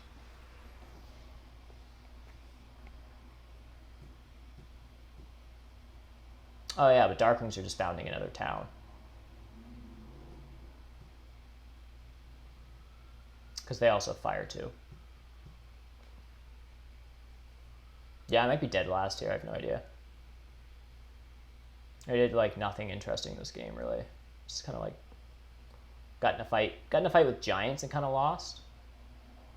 And then just did some really like inefficient stuff in the first couple rounds, which caused me not to snowball, even though I started 2 temple, 2 dwelling. And then like kind of did okay for a couple rounds. And then round 4 and 5, like there aren't just amazing ways to score, so I was kind of too late at that point. Is that the only mistake? Maybe that was the only mistake, and a lot of the things I was complaining about my game after that were really just things that were like the fallout from that. Because once I took the single spade, well, no, not taking a coin action, guys, because I still used all my power. Oh, maybe I wouldn't have been able to go to 2 temple, 2 dwelling if I actually took a coin action. I would have had more extra coins, but not enough workers. Yeah, but anyhow. I'm just going to do this now. I actually get an extra leech when Darklings build here eventually. So I just do this. There's still 2 places for me to put a dwelling. Make up for it? Well, I was burning power for coins. So if you're burning power for coins, you should just burn another power and take 3 extra coins. Yeah, I spent 6 power on workers and 2 power on coins. Because engineers only start with 10, and I spent 14. What did I start with as a bonus? Spade. Right. So I had 12, and I used 2. So I spent 8 power. Yeah. Right. Second seat NG with a spade with an obnoxious amount of power. Yeah, if I didn't take the single spade and I just dug this and ended round 1 with like 2 temples and a dwelling, I would have had power left to like pass possibly and take this before giants did, which would be annoying to them. This is just a nice little economic boost to be able to jump onto this. Like it matters in that round. And also this becomes a town.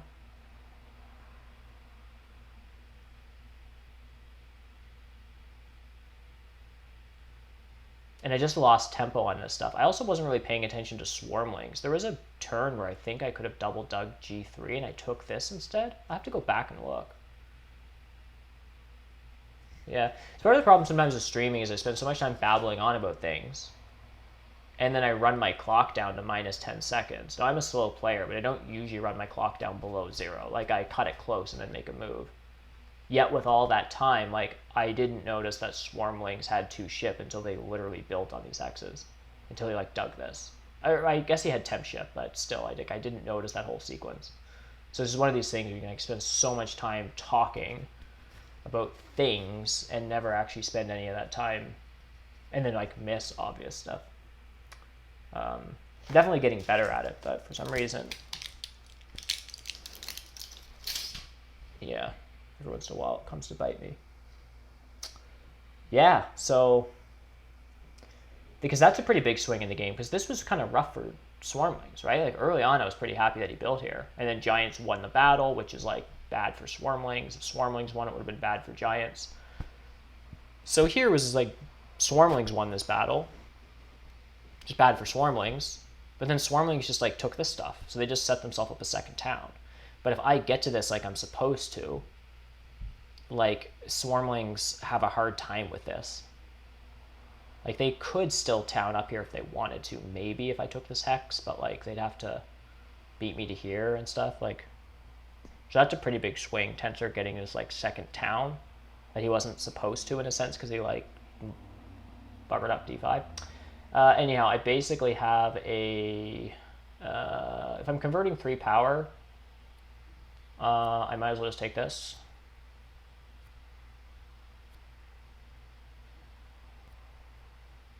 Just in case, well, no one needs it, but just in principle, if you're spending 3 resources on a worker, you might as well spend a 4th resource and get 2 workers.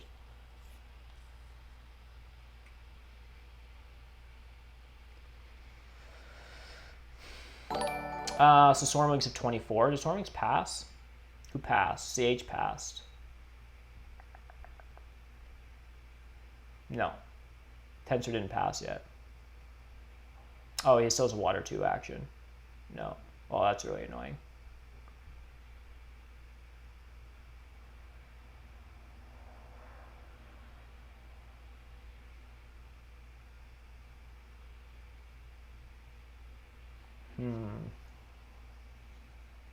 Yeah, so I'm 133 here.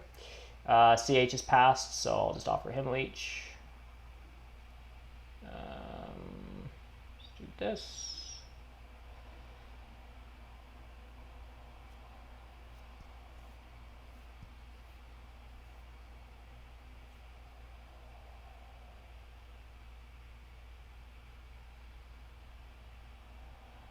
Tensor has 31 extra points coming in, so I beat Tensor.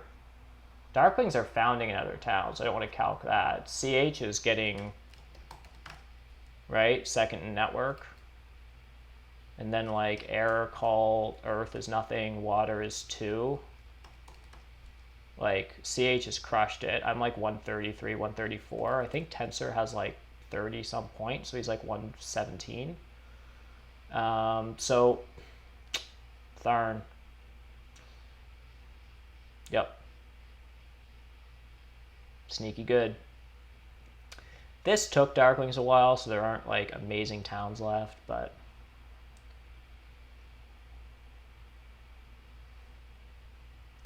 he's getting down a lot of structures. I guess he probably just takes a worker town.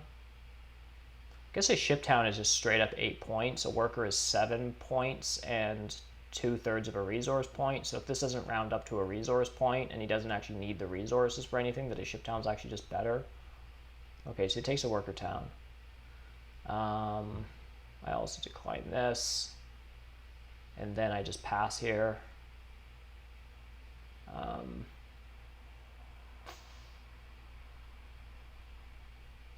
Yeah. So I just pass.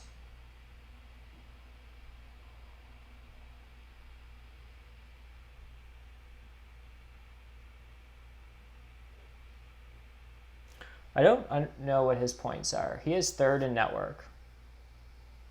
So he has 89. Well, we'll do 3rd in network. He's got 4 fire, 2 water, 4 earth, nothing on air. He passes for 8, presumably. No air 1. And that was his network, right? Yeah. So he has that many endgame points. And he has 89 now. His priest is worth at least 2 points as a dig. And then he has 4 workers and 4 coins, which he could send a priest to a cult and build a temple. No, I guess it's just another dwelling. To dig in a dwelling. 8, 5 resource point. So he's, what, 117?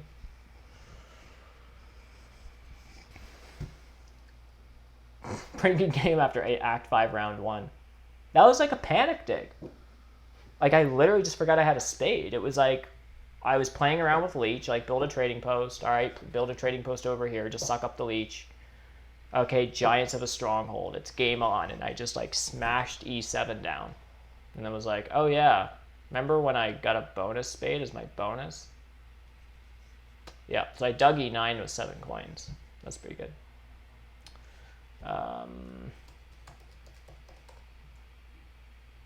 But no, I don't want to watch a video chat. I mean, I like these guys, but not about that.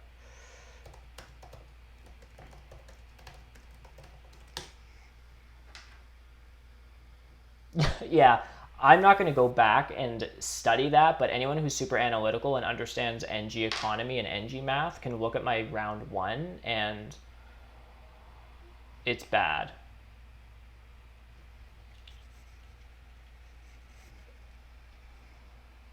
I think I did pretty amazing. Oh, thank you. Well, that's nice. Appreciate it.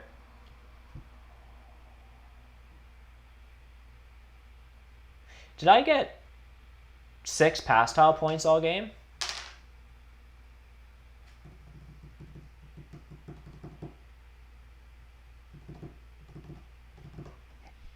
Yeah.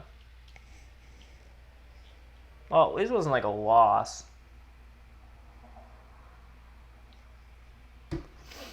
Like a 4th place.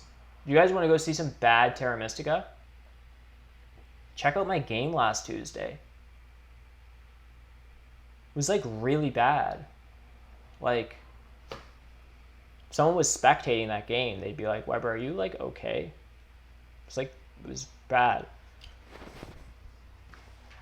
was playing Fakirs, not knowing what I was doing. I had a great opening. I got double dig and air 2 and life was good, and then just like didn't use any of it.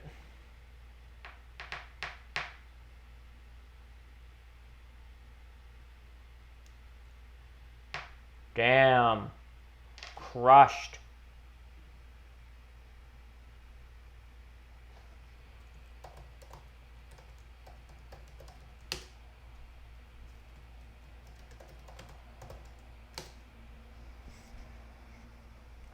Damn Giants. I never know how to tell if Giants are going to score points or not. Now, some people would say, well, they started with 30. Sure, I started with 20. Okay, here's a fun fact. CH and I both enter this game at 30 points each. He beats me.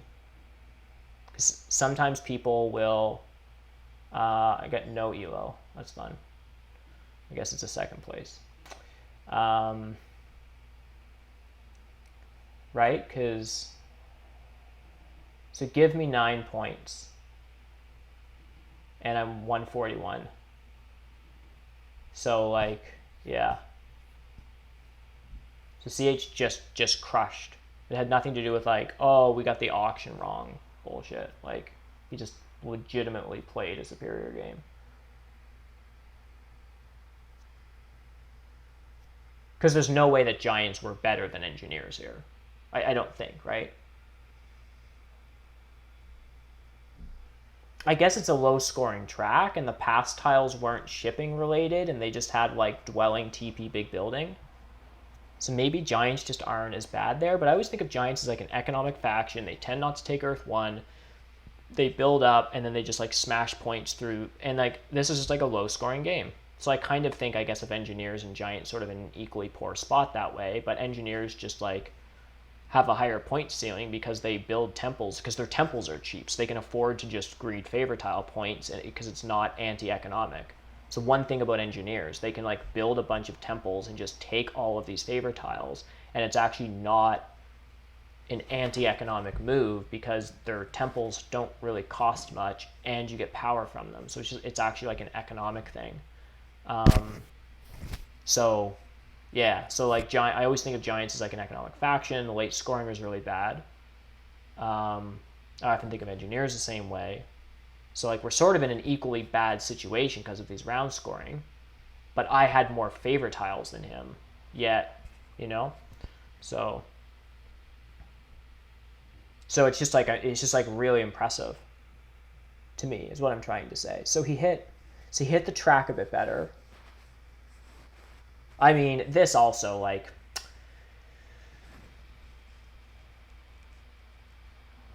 That bad, eh? Yeah. C5. Where's C5? Instead of building C5, double dug G3. Oh, yeah, well, this is probably a blunder, too.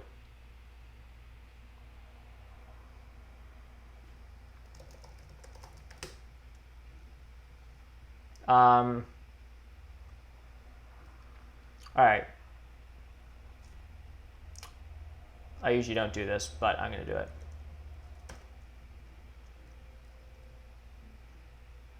I actually review almost every one of my bad games multiple times. Usually just not on stream. The good games that I play, I'm completely uninterested in because I just like do stuff and it's good and I do a good job, but I just go on autopilot and then I win and I'm like, okay, so that's fine. But the bad ones are like trying to actually get into like what I did really bad here. It's like super important.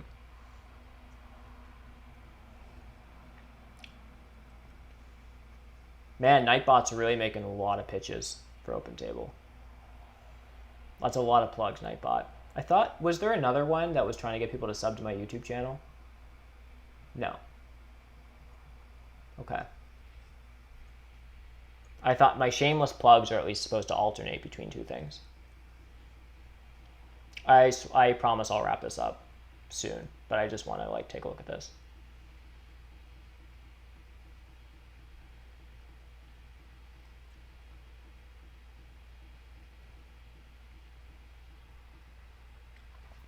I guess Giants were almost, unless Giants had a really bad game, they were almost always going to get second in network.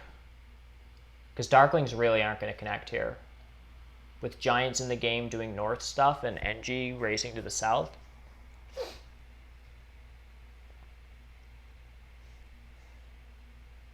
Oddly, if Darklings didn't dig E6, maybe there's a world where Giants dig this stuff and then they can actually ship up north and connect. But there's no ship VP in. Darklings hate shipping. This was always probably a 6. This was always probably 18, 12, 6, and 0 in network, and I didn't really think about that with Giants here. Like things can end badly for Giants. Like if I did an amazing job and just went bam, bam, bam, town, Giants are off to a rough start, kind of, right? And Swarmlings dig this and I dig this, then Giants probably just don't connect, and Darklings and Giants have disconnected networks and just fight for second. Yeah. You're enjoying the bonus stream? All right. So I go F6 just to, I mean, it doesn't matter, I'm always going here, but I go F6 first just to, it's a bit of psychology, but if people just fast play to one spot, it just reconfirms to everyone who's been thinking about where the power party is that that's where the spot on the map is. If you just like someone plays and you just quickly play and the third player jumps, I don't know, it probably doesn't help, but it's just like first 3 moves are always in the same spot. It's just like, yeah, this is where the power party is going to be. Right, followed by these guys. Like we could have upgraded here, and Darklings could have dug here and upgraded, but yeah. I mean, I guess it's good for me either way. I don't know why it mattered. So this was shocking. All right, so they build there. My next move is upgrade E7. Because I'm getting stuff from Giants, and I'm hoping Darklings are going to first action dig there, and I'm always going to F6 after that. Who took workers? Darklings took workers, which is very smart. Now I go F6.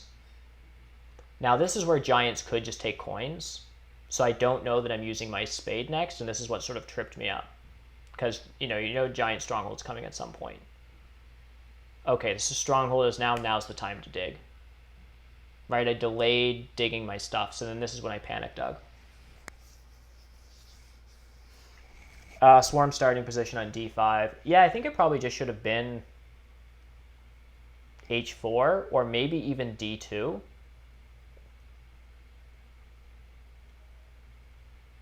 Maybe it's H4 to annoy me, but to have a bit more. And then they dig these two.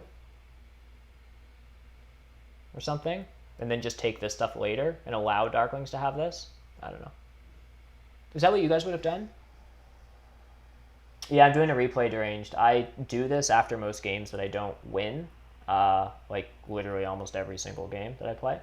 But this is the first time I've ever done it on stream. Okay, so it goes back around. Okay, so this is where the game breaks. So here I have a ton of power, and I'd like to take a power action or figure out what I'm doing with this round. Part of what was tripping me up here as well is, and I think this is also part of why I messed things up, is I often think about a line that I could take and then look at another part of the board and realize that there's no way that I can do that for another reason. And sometimes that's why I say ridiculous things on stream, because I'm like thinking about the first thing and then I'm like, oh no, that's garbage, I have to do this other thing. So I like don't even finish a thought and I start talking about another thing. Anyhow, part of me was thinking, because I was concerned that giants were just going to take this stuff and race me to G2. So I was like, I'll just take single spade on F4 and dig G2. That was a thought I had in my head at one point. Of course, the problem is E9. So at some point in round one, I thought about this, realized, no, obviously I can't double spade here. I need to put at least one spade here. But it's like I didn't delete the single spade object from my mind. I had still thought about that. I don't know. It's just silly. So here I should have just single spaded E9. And this was a mistake.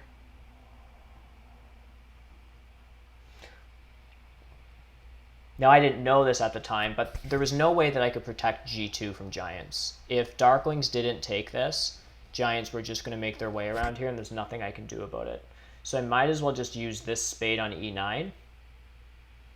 I think take coins, and then convert one worker and just do 2 temple and a dwelling.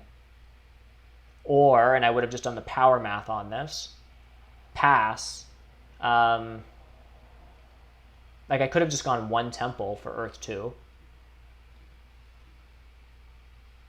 Or it's 2 temples and I convert.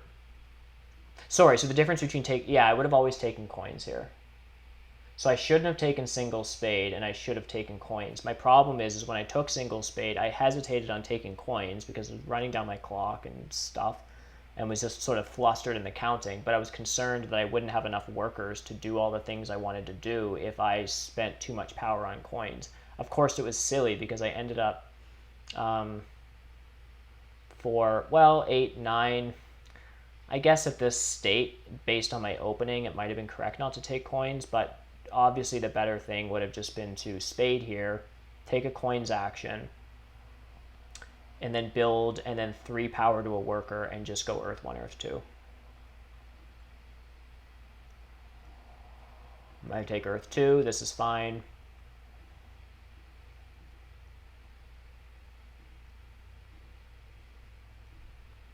Giants get that, which is really nice for them.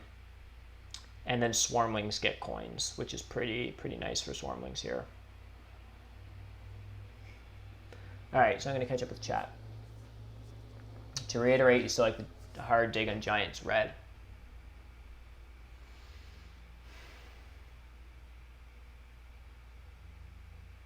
Usually the single spade is in demand, but here it wasn't. Agreed.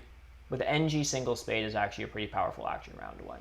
And it usually is in demand. So sometimes I will just take it. Like just give up Earth 1 to like literally anything just to take a spade is NG if you have to. D6. Range just saying D6. Yeah, we're definitely talking about this hex.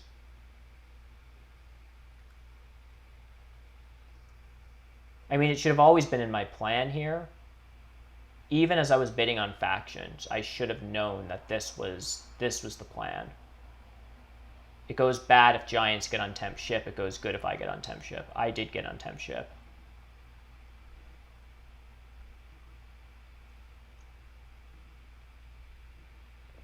Now, the interesting thing is that if I take coins, I have 1 more action. If and then Swarmlings would have 1 less action, so they don't get temp ship. But I would also be doing 1 less thing. So someone math that out in the passing order. Because I still have as many actions. if I take coins and just don't, this dig was here and I ended with one dwelling. So it's the same amount of actions, but Swarmlings had one less action. So Swarmlings would have already passed for the coins. Darklings would have passed for the priest. And CH would have passed for temp ship. And then I jump onto big building probably in the next round. Okay.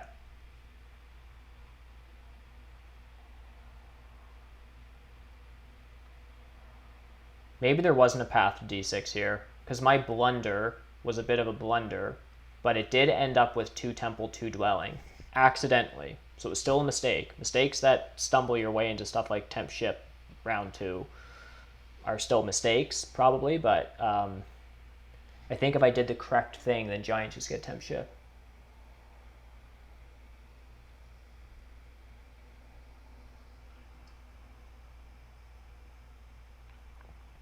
But nevertheless, I took single spade round 1, didn't take coins. It was awkward, but who cares? I got a million leech and you ended 2 temple, 2 dwelling. That's kind of win conditions for engineers, usually. I mean, not to toot my own horn, but I'm a pretty strong engineers player. Usually you put me in a seat with NG where you end round 1 with 2 temple, 2 dwelling, I can pull off a win. So what I want to know here is get me d6 and g3.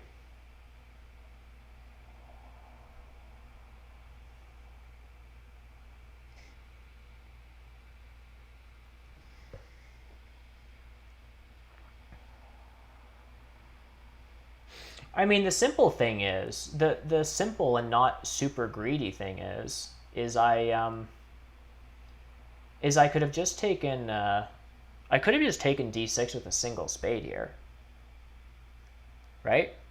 And worker to coin to c5. It's not that bad.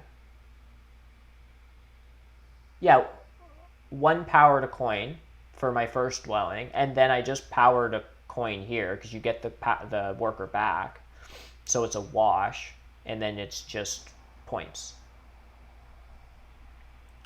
So that was probably the play, but I kept sitting here trying to figure out, like, I wanted 2 coins and double dig, and is there a way between leeching and a priest that I can, like, send a priest to a cult and down convert and get it back and down convert? It's part of the problem of only having 6 power tokens is you can't burn anything else. So you can't convert it all down to coins too quickly. Like, you have to get your coins before you double dig. Because once it's in the lower power bowl and you start gaining power again, you can't use any of it until you've gotten your 7th power.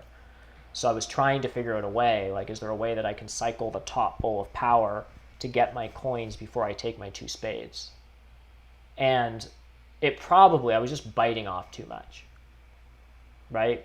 Obviously, if you can take double dig here as NG on temp ship and bam, bam, bam, like a bunch of dwellings out in a dwelling round, I had 3 workers and a priest, like, it just would have been awesome. I probably just sort of said, that's not going to work. Let's just take single spade on d6.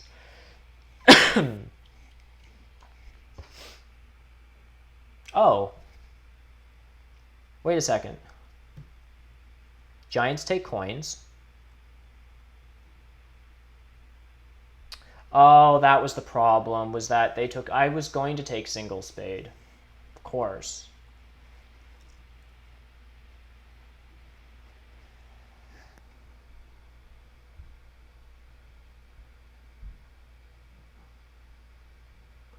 Priest to water.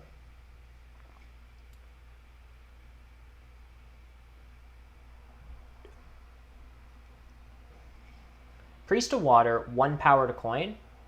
There is no power to coin. What did I do here? Alright, that was probably wrong. So you think I should have sent a priest to water to get full power and then down convert? So I have 1 coin on hand, and then assume that I would get a 2-for-1 leech somewhere to then double dig, and then I'd be able to convert my other worker to a coin and have 2, and be able to just take both of these. I would need to get a 2-for-1 right now.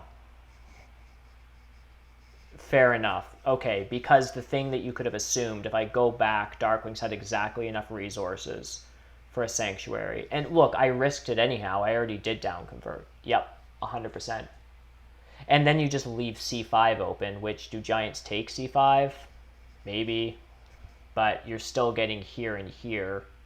So you're using temp ship a lot. Yeah, that was so single spade and then not sending my priest to water and down converting, assuming you'd get the 2-for-1 back from Darklings was super dumb. Yep. And then I just spent all this time trying to recover.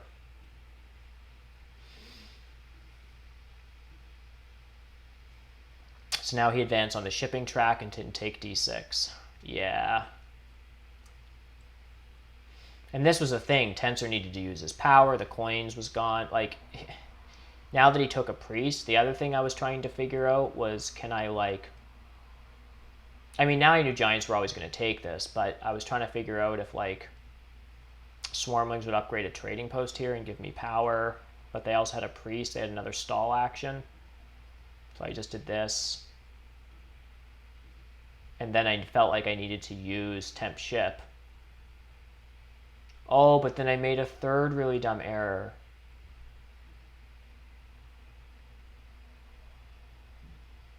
I didn't take G3. I don't really know why I thought I'd take C4. I thought maybe Giants wanted this stuff. And this was my chance. Like, I just felt like I was going to run out of hexes to dig, which of course I didn't. There's stuff down here. If you just need random hexes as engineers. I mean, I guess I got some free power from it. So it's like, it wasn't terrible to have. But I knew I wanted one of my spades. I wanted to use temp ship in the round that I had it. I guess because I was on C5, it felt like I was using temp ship the most because I was like getting further away. I don't know. It was just sort of one of those silly psychological things. 100% the play here is just like take G3 and G2, build on G3, decline here.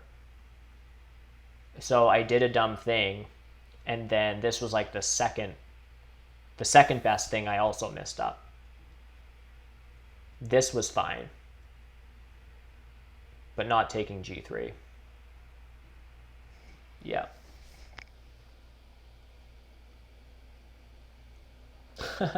Keep calling you crazy, you don't care. You like that town. Jekyll, yeah, this is my best game live, 100%. I thought you were just turning it gray? Turning what gray?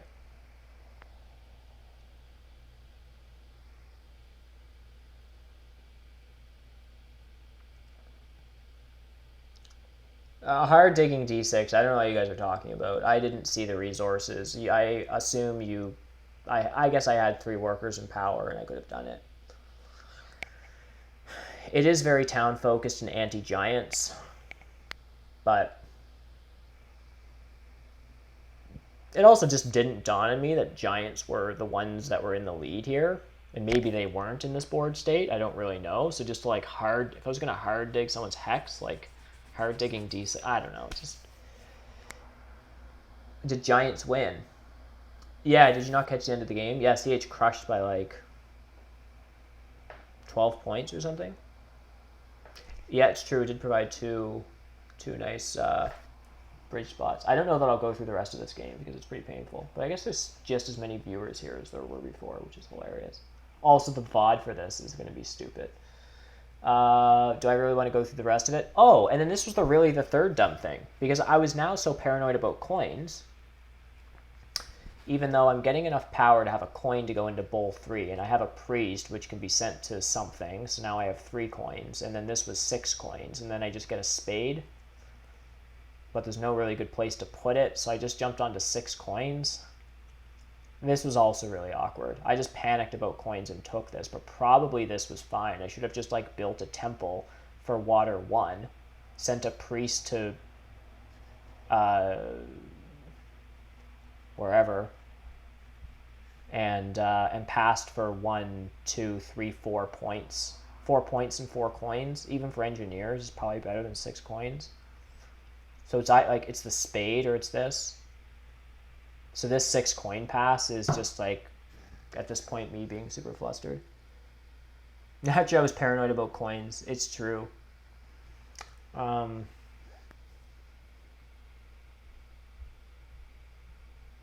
Since you give up 4 points for 4 power, What are you talking about, chickens?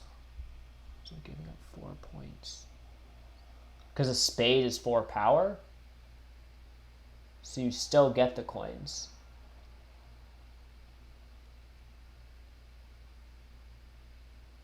Spade is good since you get a ton of leech. I mean, I did get a ton of leech. I wasn't certain I was going to.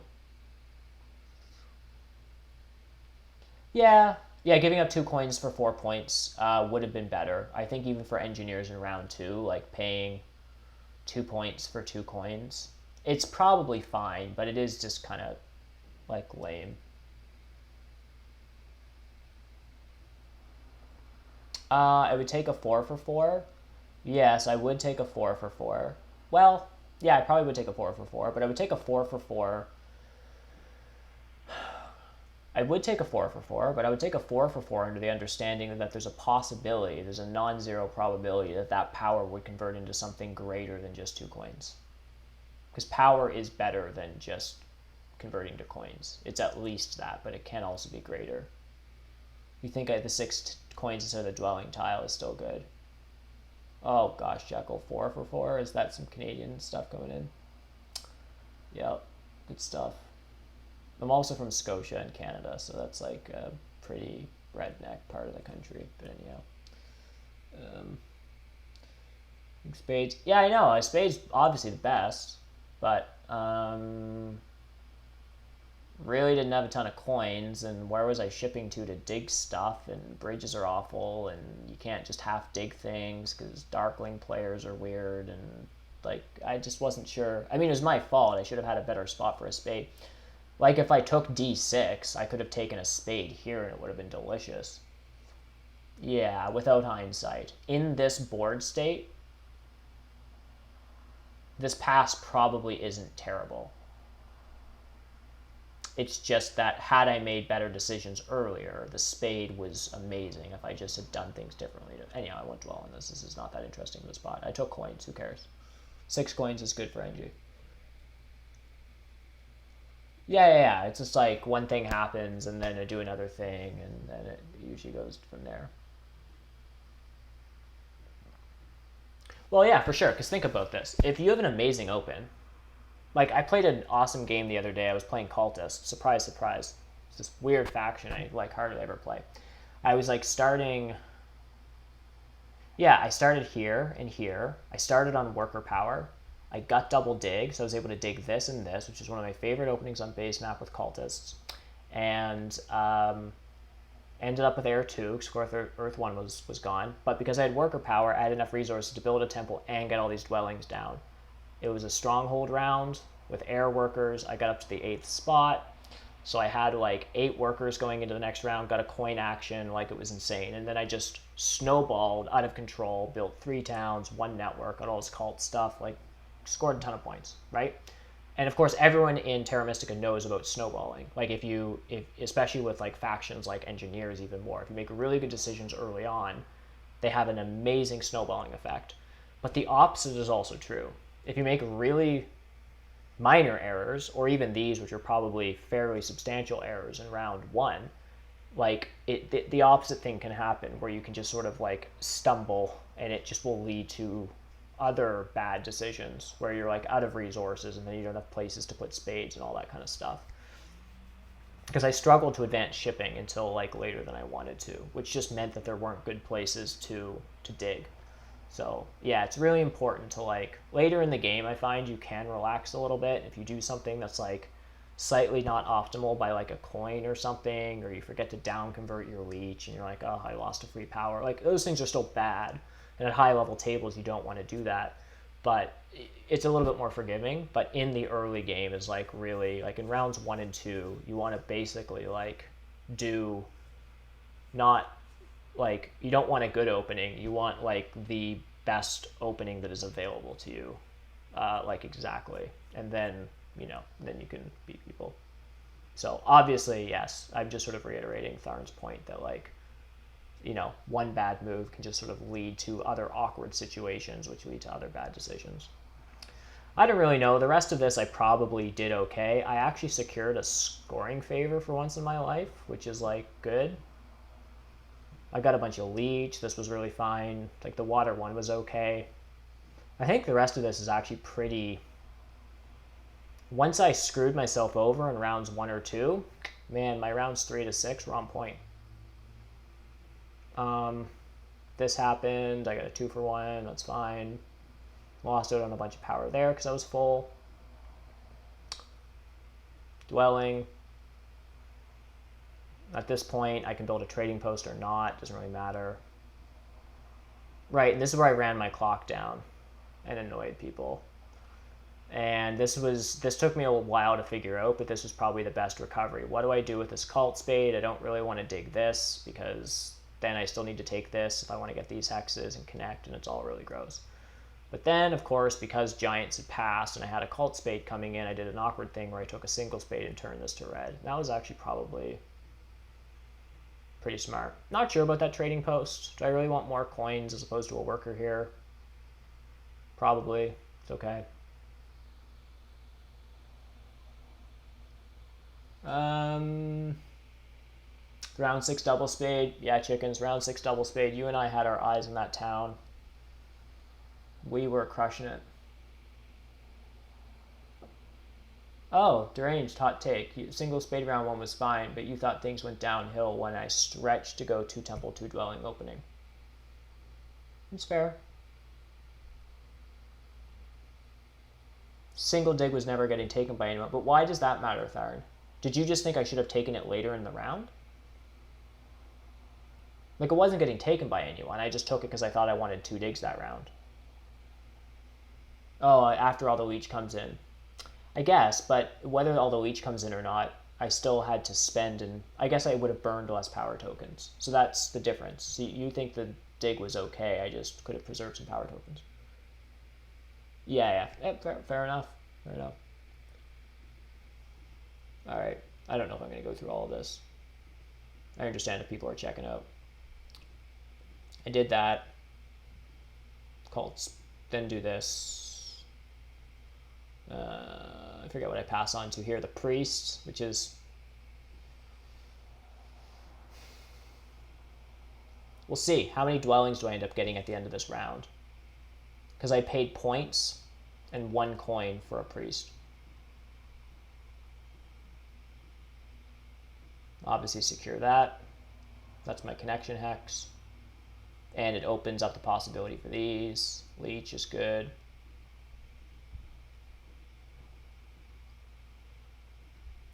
Then I town up. What did I take here? Oh, coin town, obviously. Coins were good. It allowed me to build more trading posts. I didn't end up building all of them.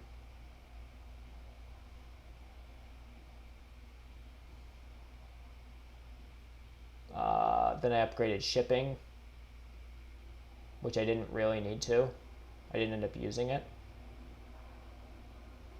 So maybe that was incorrect. I was probably going to do it next round anyhow, and these resources weren't going to go to anything else at the time. So it was probably fine. Right, because I might have needed to stay in to build another dwelling or something. I think that's what I was going to do, and then I didn't. 3 for 2, which I take, so I can down convert it. Eventually, someone passes here, right? I stay in for longer.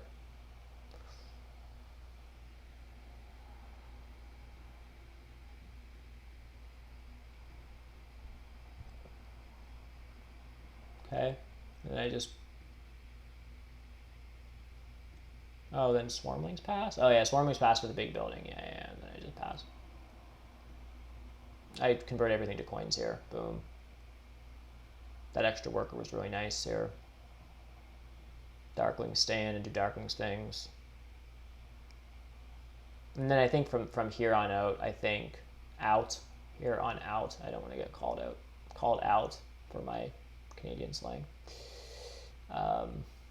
I think from here on out, everything is fairly normal. So, yeah. Sort of damage was done at this point, and I think I recovered as well as I could.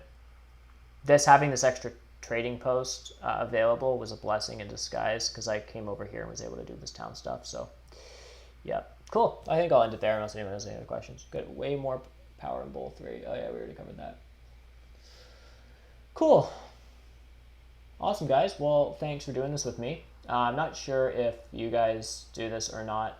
If you're still trying to learn Terra Mystica, depending on what level you're at, I think probably people at almost any level it's good at, but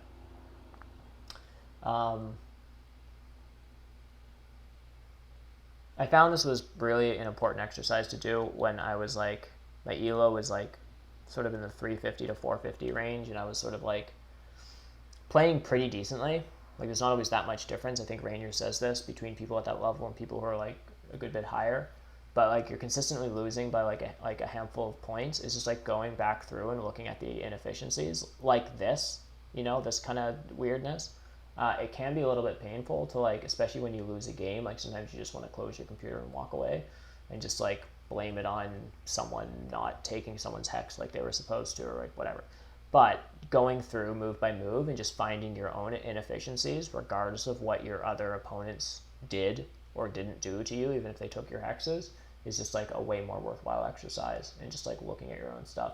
And sometimes when you're playing a game, you don't always pick everything up because it's really hard to.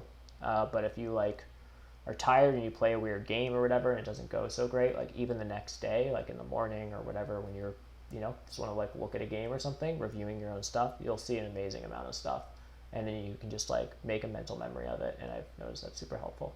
So but yeah, totally, it's the first time I've ever done this on stream. Anyhow, you did that a lot with Fickles. Jekyll, like looking at Fickles games and like picking out stuff that he should have done differently. Oh, it's nice to have another set of eyes to suggest alternate lines. Yeah, absolutely. Yeah, cool. Okay, you guys would just like look at each other's games and then provide feedback. Yeah, yeah, absolutely. That's really great. Awesome. Well, thanks for hanging out, everyone. Hanging out, rather. I've got Open Table, obviously, this coming Friday. It's at 8 in the evening, 8 p.m. Eastern time. JDI is coming on. And Gordon Warwick from Ottawa, which is cool. He lives probably like a 10-minute drive from my house, although we've never met in real life. But anyhow, he's coming on the stream. And then the 4th seed is still TBD. So still actually, yeah, trying to figure that out right now. Might be my buddy Linsforth coming on. I've asked a couple of other people that were supposed to come on next Friday. I was waiting for a couple other people to get back. So I don't know. We'll figure it out. But anyhow, stay tuned for that. I hope to catch you on that stream. And if I have any other time later on this week, I'll also try to stream the Auto Arena game or something like that. So cool. Thanks, everyone. Have a great evening, and we'll see you on the next one. Bye for now.